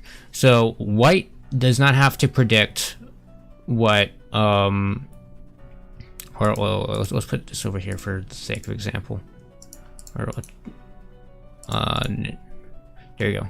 So white does not have to predict what other players are going to do because white's got the first turn here. So white can like take this king if they want, and like they can't move out of the way. Now, if blue wanted to attack white, white could go over here, and then blue could go there. But because white moves first, I think theoretically, yeah. So white survives because white moves first. But and now because blue goes before white, I can do the same thing, and they both survive again. But let's put white back on top. So for example, if gray wants to take out white here, gray could predict that white is going on to blue, and just take that. And then theoretically, I think the only piece that survives here is gray. Yeah. So there's a bit of prediction here. Everyone plays their turns at the same time. So it's still turn-based, because a lot of the implementations I've seen of this concept are not turn-based. Everyone just kind of has timers on their pieces and they can go whenever the timer's up.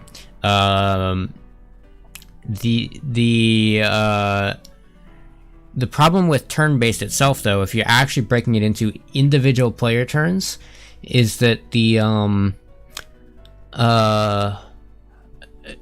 it takes forever. If you got like 100 players for some reason in your battle royale, you don't want to wait for 99 other people to do their turns before you can move. So the idea is everyone moves at the same time. You look at the turn order to see who's going when. I think the way it'll be in large scale stuff, like so say there's a ton of players, the default will be to show only the players that you can see that are near you, and then that will, like, so you don't have to deal with looking through the turn orders of like 500 players. You can just look at the players around you. So that simplifies the problem solving there. I will run into a problem with colors, I guess, if there's too many players, so I'm not entirely sure what I'm going to do then. I guess theoretically I just won't have like 100 player games, but theoretically I could do that if I had enough colors. Or maybe I could do like a multicolor thing where players are the combination of 2 colors on their pieces or something dumb like that.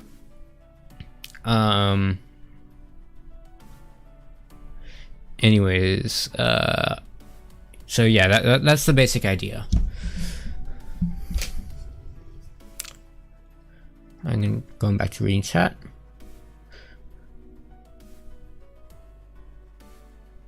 What is Duckle?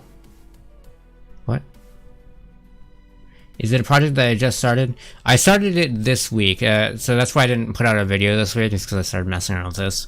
I had like basic piece movement without blocking working, and I had like the map and the pieces, and I did the artwork and stuff. So I had done a bit of work. But you know what I'm just noticing? These gray pieces don't match this color here of the tiles, which they were supposed to. Huh. Whatever. I can change that later, I guess. This, like, it's gray instead of black. Anyways, how is this? How is the multiplayer game? Are you talking about like the old one? The MMO one? I'm not working on that while I'm working on this.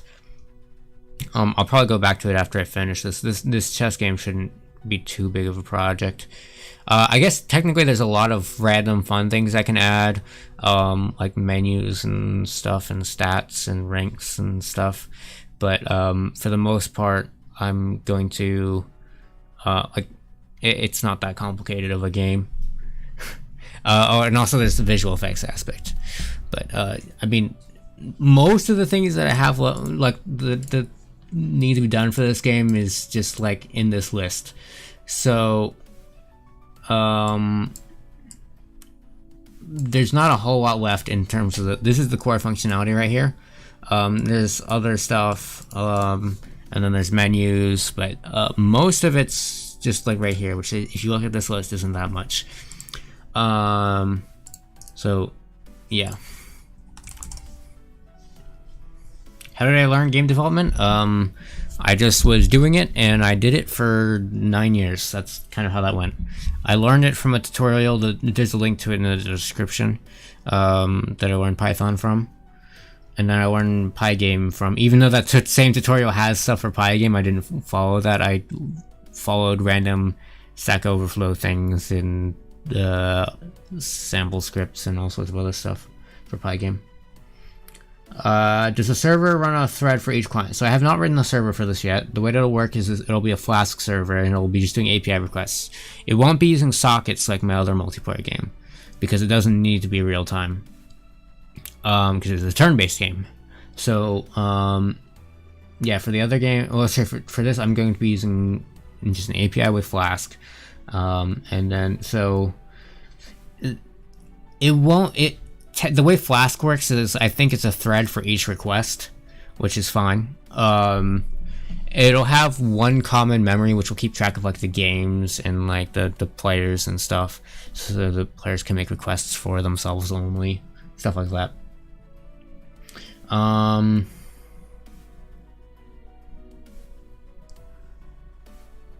Have I tried working only in Sublime Text? Wait, what? Have I tired of? I don't use Sublime Text. This is Atom. What?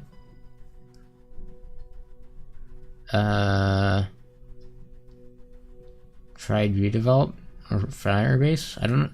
Redevelop sounds familiar. I don't know what it is. I forgot. I know what Firebase is, but I'm gonna use MongoDB for my databases. But the only thing I need to track for databases is, I guess, user accounts and match history and maybe rank. But initially, the idea is no database at all. People will just log on to play. There's like no user accounts or anything. That'll be what the first test will be.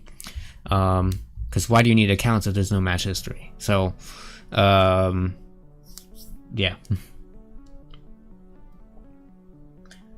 The one major problem I will have to deal with if I release this is the issue of people teaming. I think I'll probably have kind of a combination of you can report players for teaming plus an automatic detection thing, and I'll probably log entire matches so that I can go watch a match back, and then what I'll do is an automatic suspension, an automatic IP suspension if it detects you teaming plus someone reports you for teaming.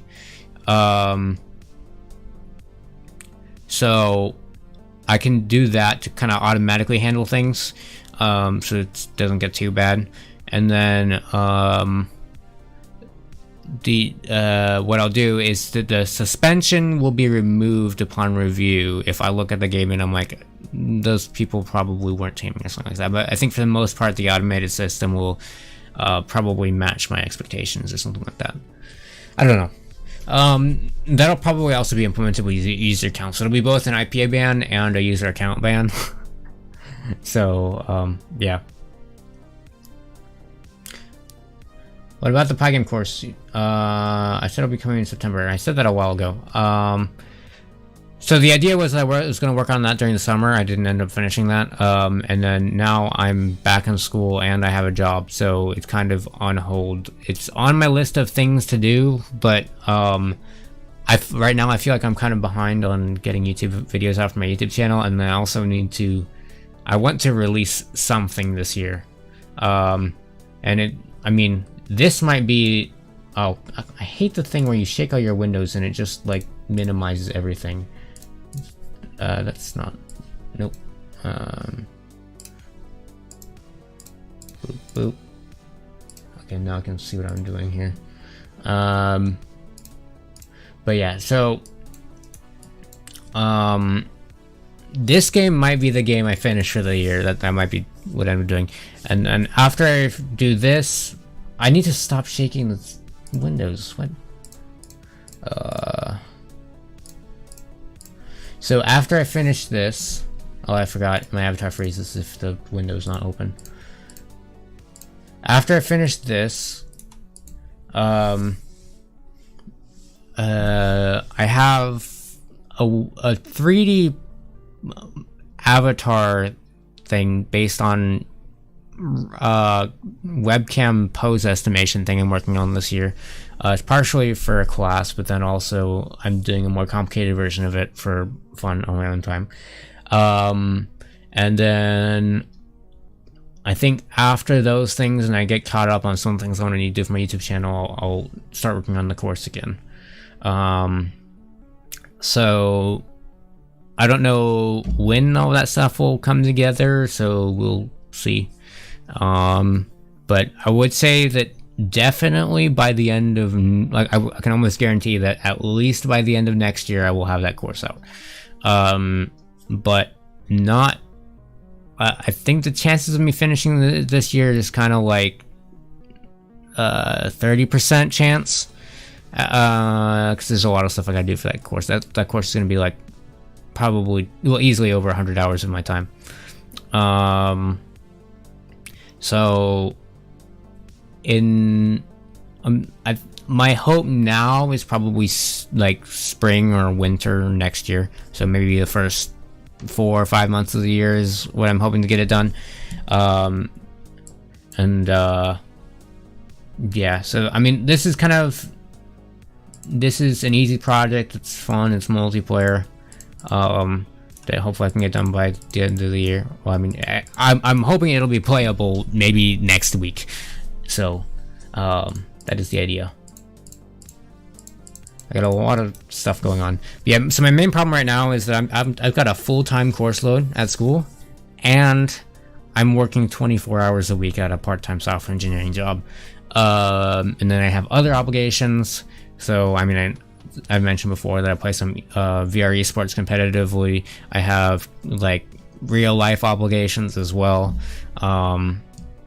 So, I'm very busy right now. Next semester, I'm going to take one less class, but and I'm also going to ease up my work schedule a bit, so hopefully I should have a little bit more time. But yeah, that's kind of how things are going. Do I think that I'm the best Pygame developer out there? It depends how you define that. In terms of name recognition, like most people would probably say that I am by name recognition. I'm, as far as I know, the most well-known game developer that uses Pygame, that, like, I don't know, advertises that I use Pygame. And also, there are more popular people but they like they're more popular people that teach Pygame, but they don't actually use it. So like for example, Clear Code is an example. He does a lot of Pygame stuff, but he doesn't release, as far as I know, he doesn't release games made with Pygame. Now there have been more successful games than what I've made with Pygame. So there's like Switch cards, for example. But it, like, in terms of being a skilled Pygame developer, there's kind of like a ceiling where you already know how to do everything. So I would say there's a bunch of people that are on the same level as me where they can make what I can make, pretty much. We probably know the same tricks. There's a point where you kind of just hit a ceiling with Pygame. Like, you can do pretty much anything you want, pretty much, and once you reach that point, I would say about everyone's equal. Now, there are other aspects of game development, like game design and art.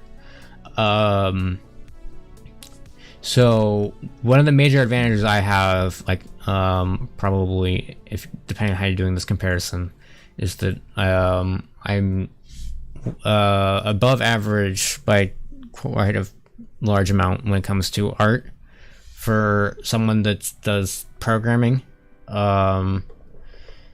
So, like, just looking at game jam results, I normally perform pretty well, but I'm probably below average on game design, which is a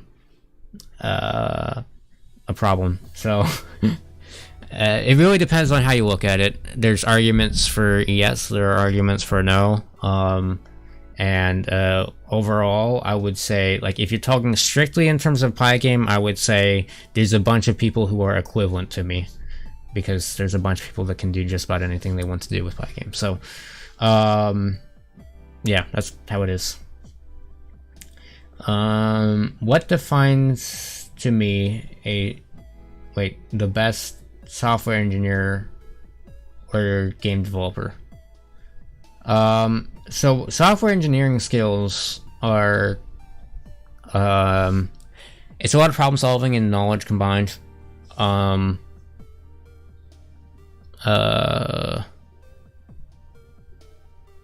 Like,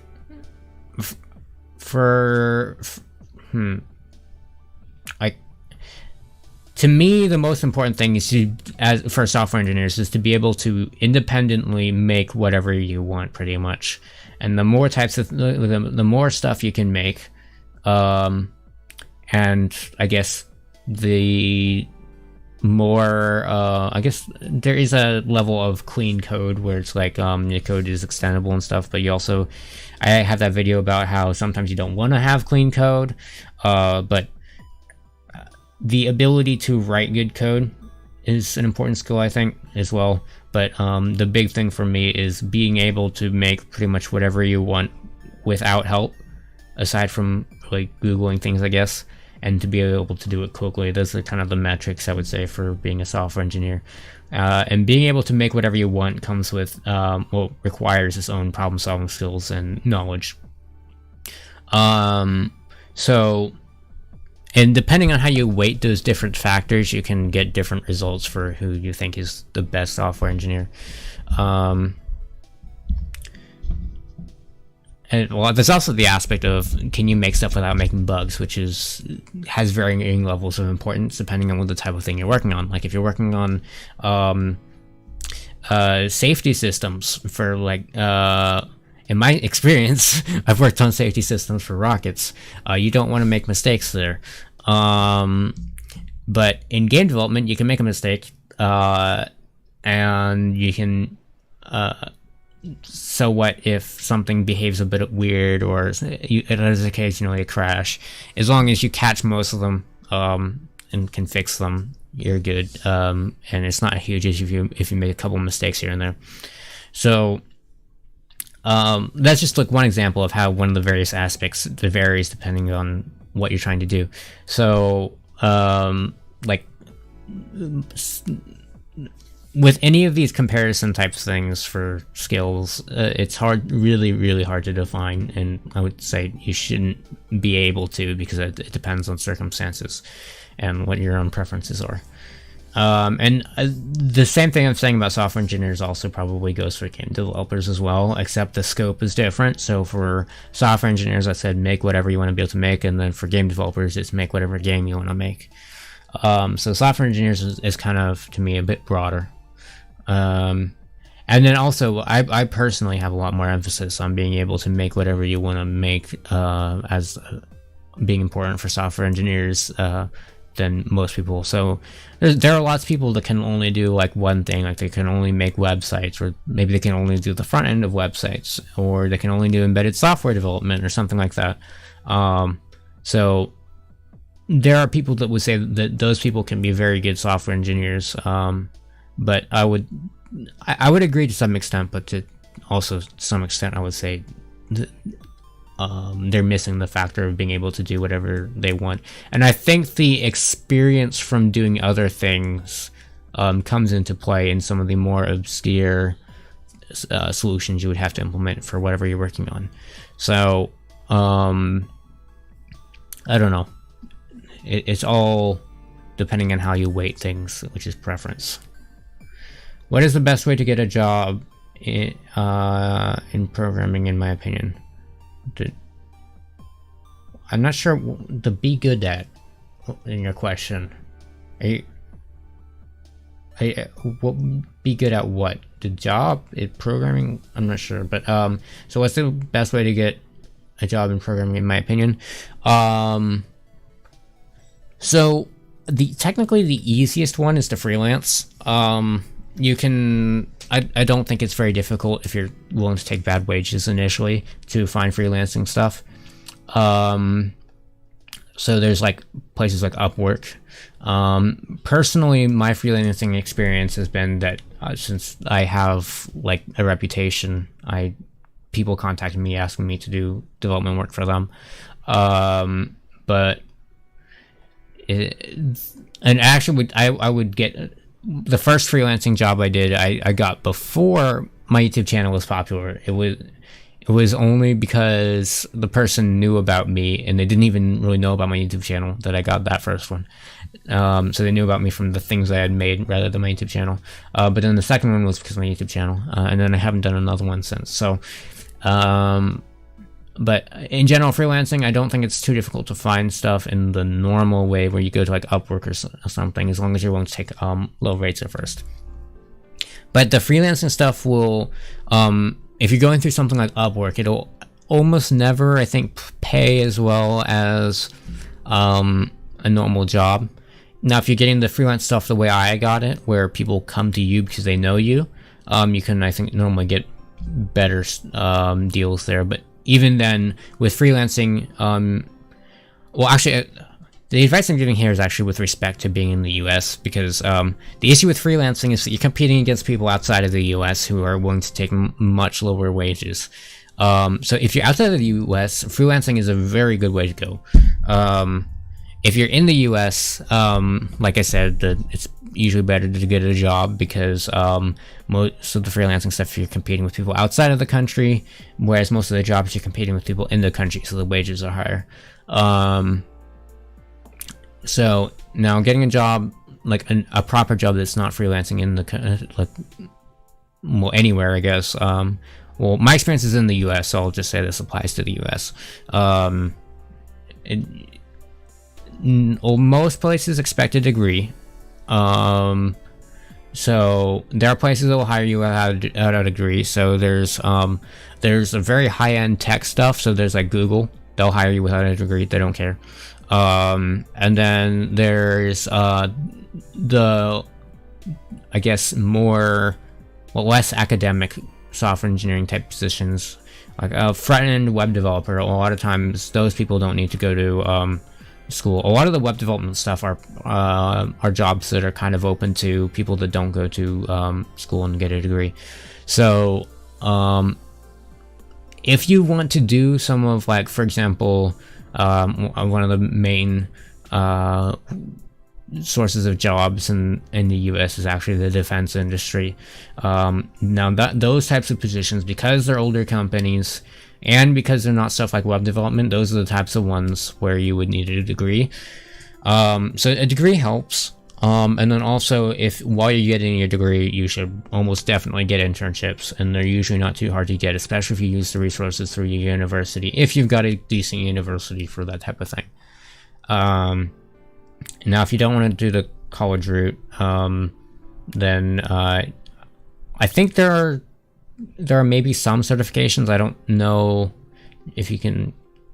I don't think they care too much about certifications unless you lean hard into IT. For web development, I would just learn it, make really good portfolio stuff, like pages. So like you should have a really good portfolio if you're not going to have a degree. Just in general, portfolio helps too. So both of the jobs I got without, they invited, okay, so the first one didn't even have an interview. The second one, they interviewed me, but they didn't even really care to ask me any like technical interview questions. They were just curious about the stuff I worked on. Both cases, I got the job without having to even like go through a proper interview process, because they looked at my portfolio and they're like, yep, this person can do a bunch of stuff. So a portfolio helps a lot in both cases, but especially if you don't have a degree, I would say you absolutely have to have a portfolio. And especially in web development, it's very important to have a portfolio. So if you can make a really good portfolio in web development, I think that's kind of the way in. But I mean, there are the other options, like I mentioned, like freelancing. So yeah, it varies depending on how you're what you want, how you're approaching it, and everything. So that's that. Is this game for a game jam? No, but it's kind of on the scope of a game jam game. Like I could do it if I weren't streaming it. I could do it in like a very short amount of time. I could do it in like the 16-20 hours like I would normally do for a game jam. At least the core functionality I could do in that range. A video regarding your Pygame framework would be great. So I don't really have one right now. I mean, I have a bunch of random scripts to throw around. That's what my framework is right now. I have a bunch of scripts that I've written for previous things that are around. The one that I reuse the most is the text one, which if you were watching this whole stream, you saw that I pulled in earlier. But yeah, it's mostly just a collection of random scripts. I might like at some point make a video breaking down just kind of how I structurally make larger games and like the things I use, like the existing scripts I have. So that would be kind of in line with what you want, I guess. Also, considering the discussion we just had about jobs, maybe I should make a video about that in the future. I don't know. The thing is that I have not directly applied to a non-internship job, and got like, well, I haven't even applied to one. I haven't applied to a non-intern job. I've worked a non-internship job, but I got that through being promoted out of an internship at the first company I worked at. So I don't have the experience of applying to and getting a normal non-internship job.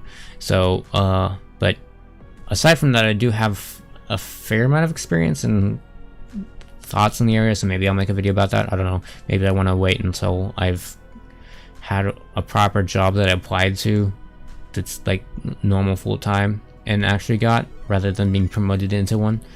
I don't know, but that may not ever happen, because like if I take the company I'm currently working at and then I go full-time with them, then I wouldn't have to apply.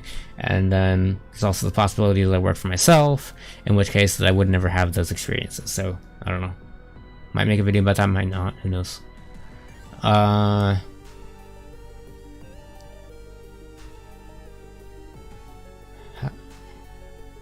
So how do you get a software dev job if you're a game dev? So if you saw my video about game engines, the very old one, the most popular one on my channel with a lot of downvotes, I said that if you're going into software engineering and you want to do game development just kind of for fun, and that's kind of how you're learning as well, you should be doing things like Python and Pygame. That's a very good way to kind of pivot into software engineering out of a hobby you're doing for fun. If you're using Unity, I mean, there are normal software engineering jobs that use Unity. I know, actually, there's a company that works under my parent company, and I have a friend at that they do stuff with Unity, but it's not video games. So there's software engineering jobs outside of game development, but they kind of look for game development people at that point.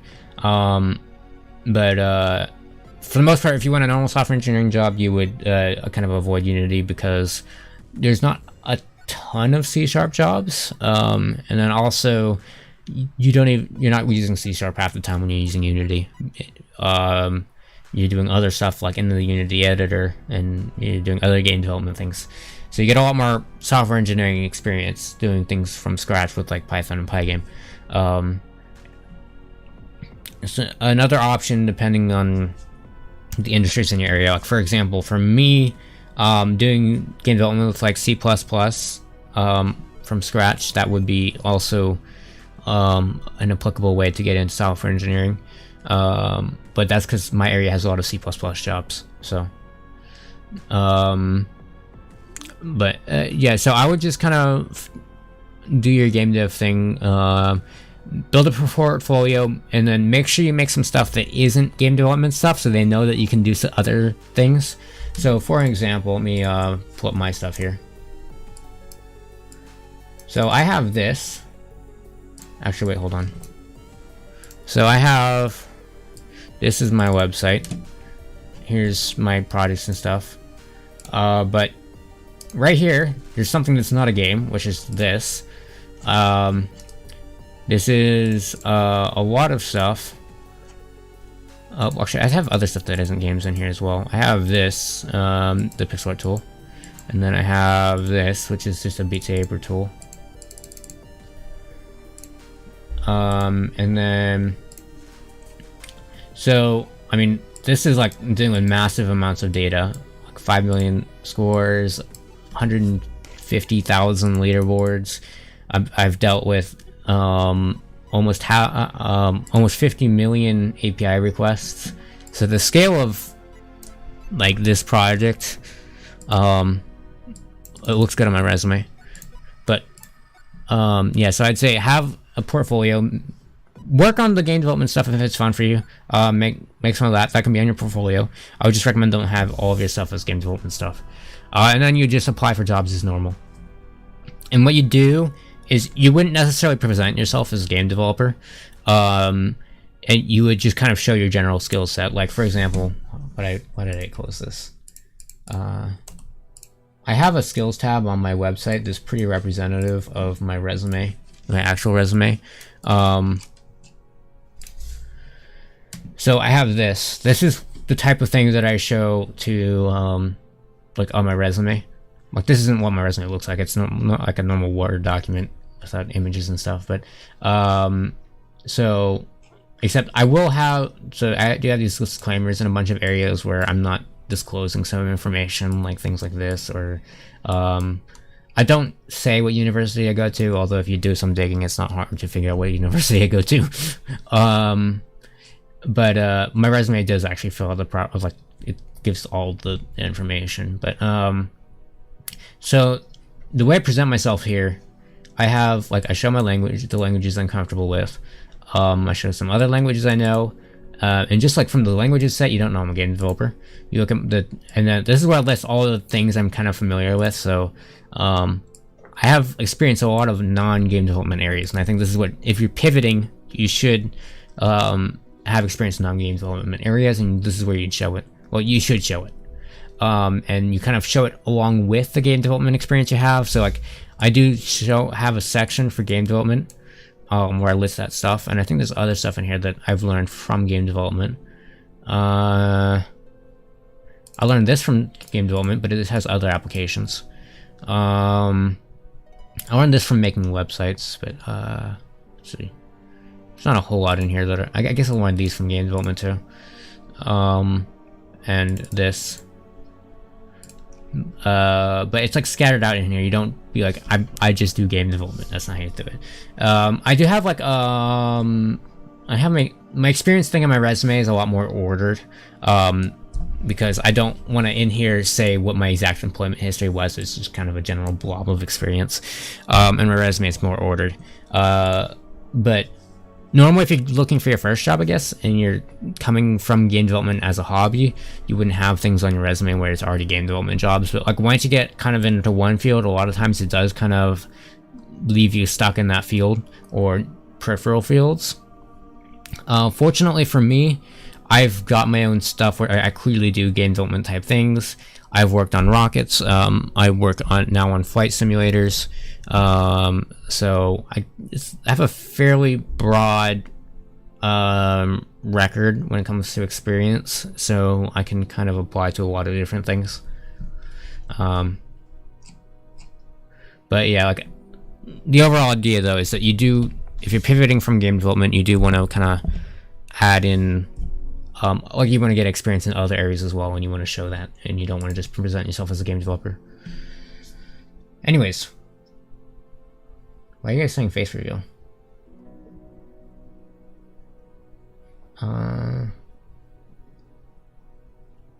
How about using JavaScript instead of Python for what?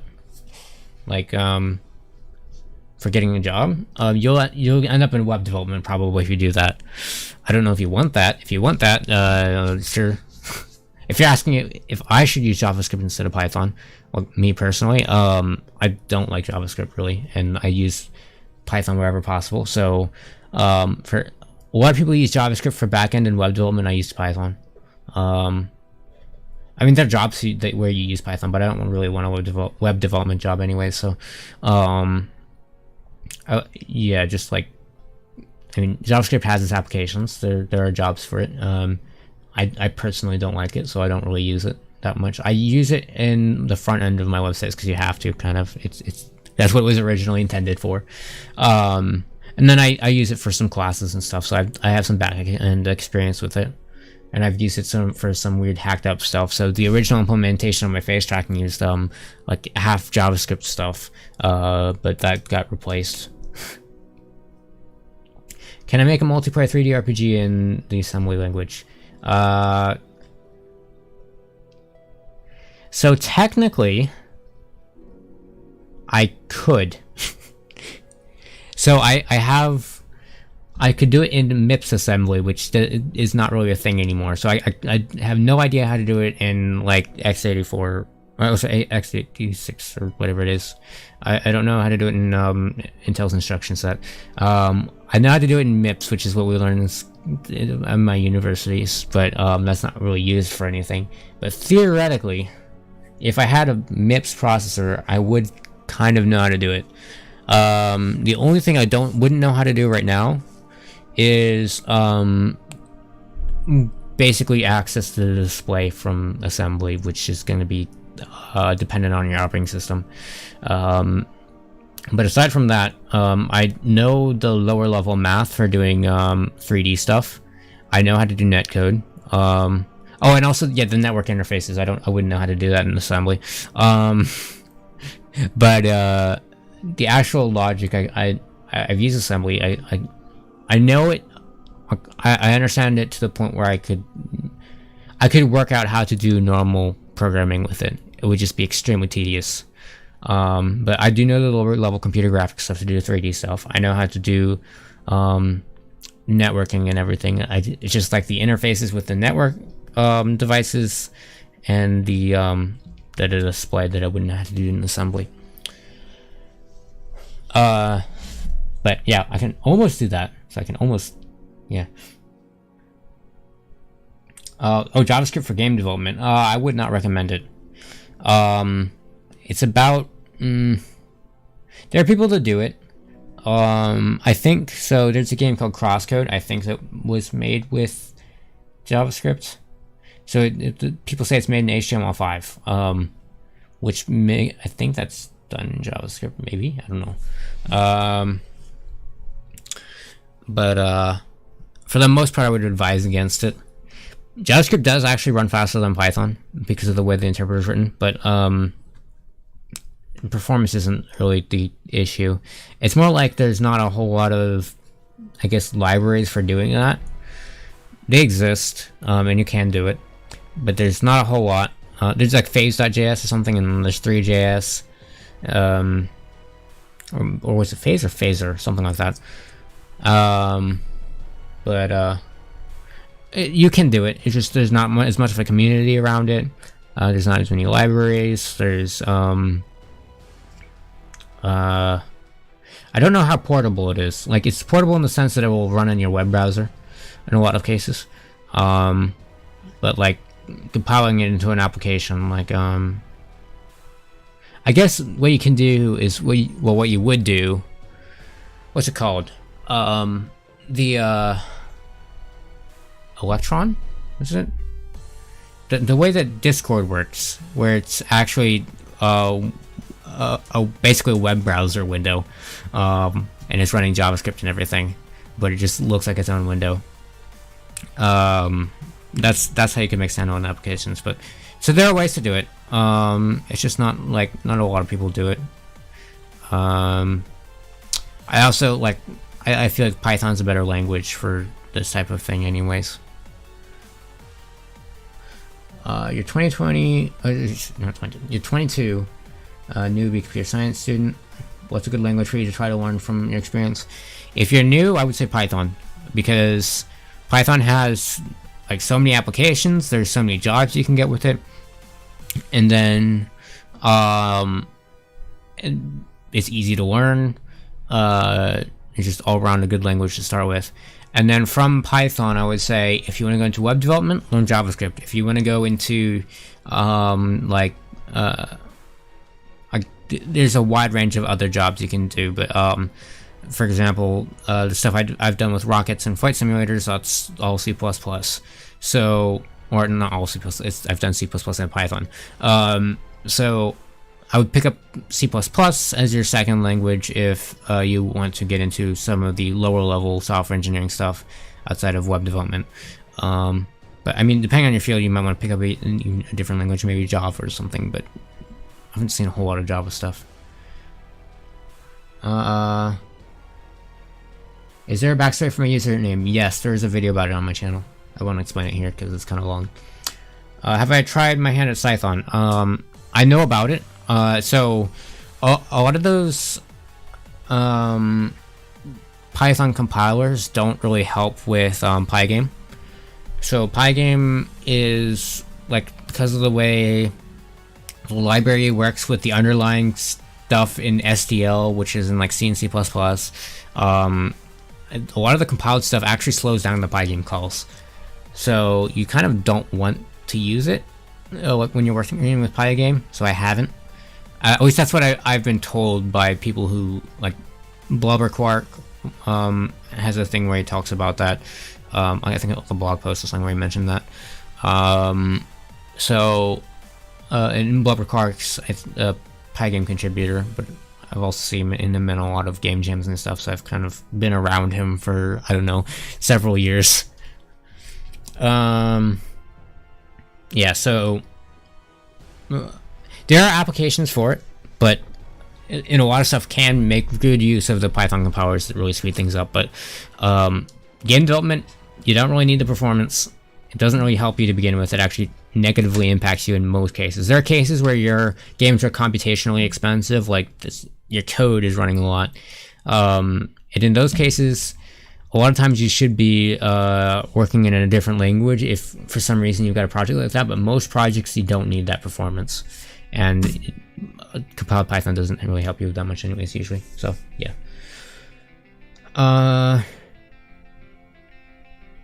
What's my age? 21. What do I think about Go? I have not used it, but I've heard about it. I've heard some things about it. I've heard it gets a lot of hate, but it has some very good use cases. Anyways, so it is 1 p.m. I've been going for 3 hours. I finished the things I wanted to do today, so I'm gonna end the stream here. I'll see you guys next week. I'll probably be working on this game again. Maybe sometimes before the next stream, I'll do a playtest, and then I think almost definitely, at least by the end of the next stream, I'll do a playtest. We'll see. I mean, if I don't have time to work on this over the next week, there's no way I'll finish all of this in the next stream. It depends where I am. So, we'll see. But I would recommend joining the Discord server, and you can keep up if I do a playtest.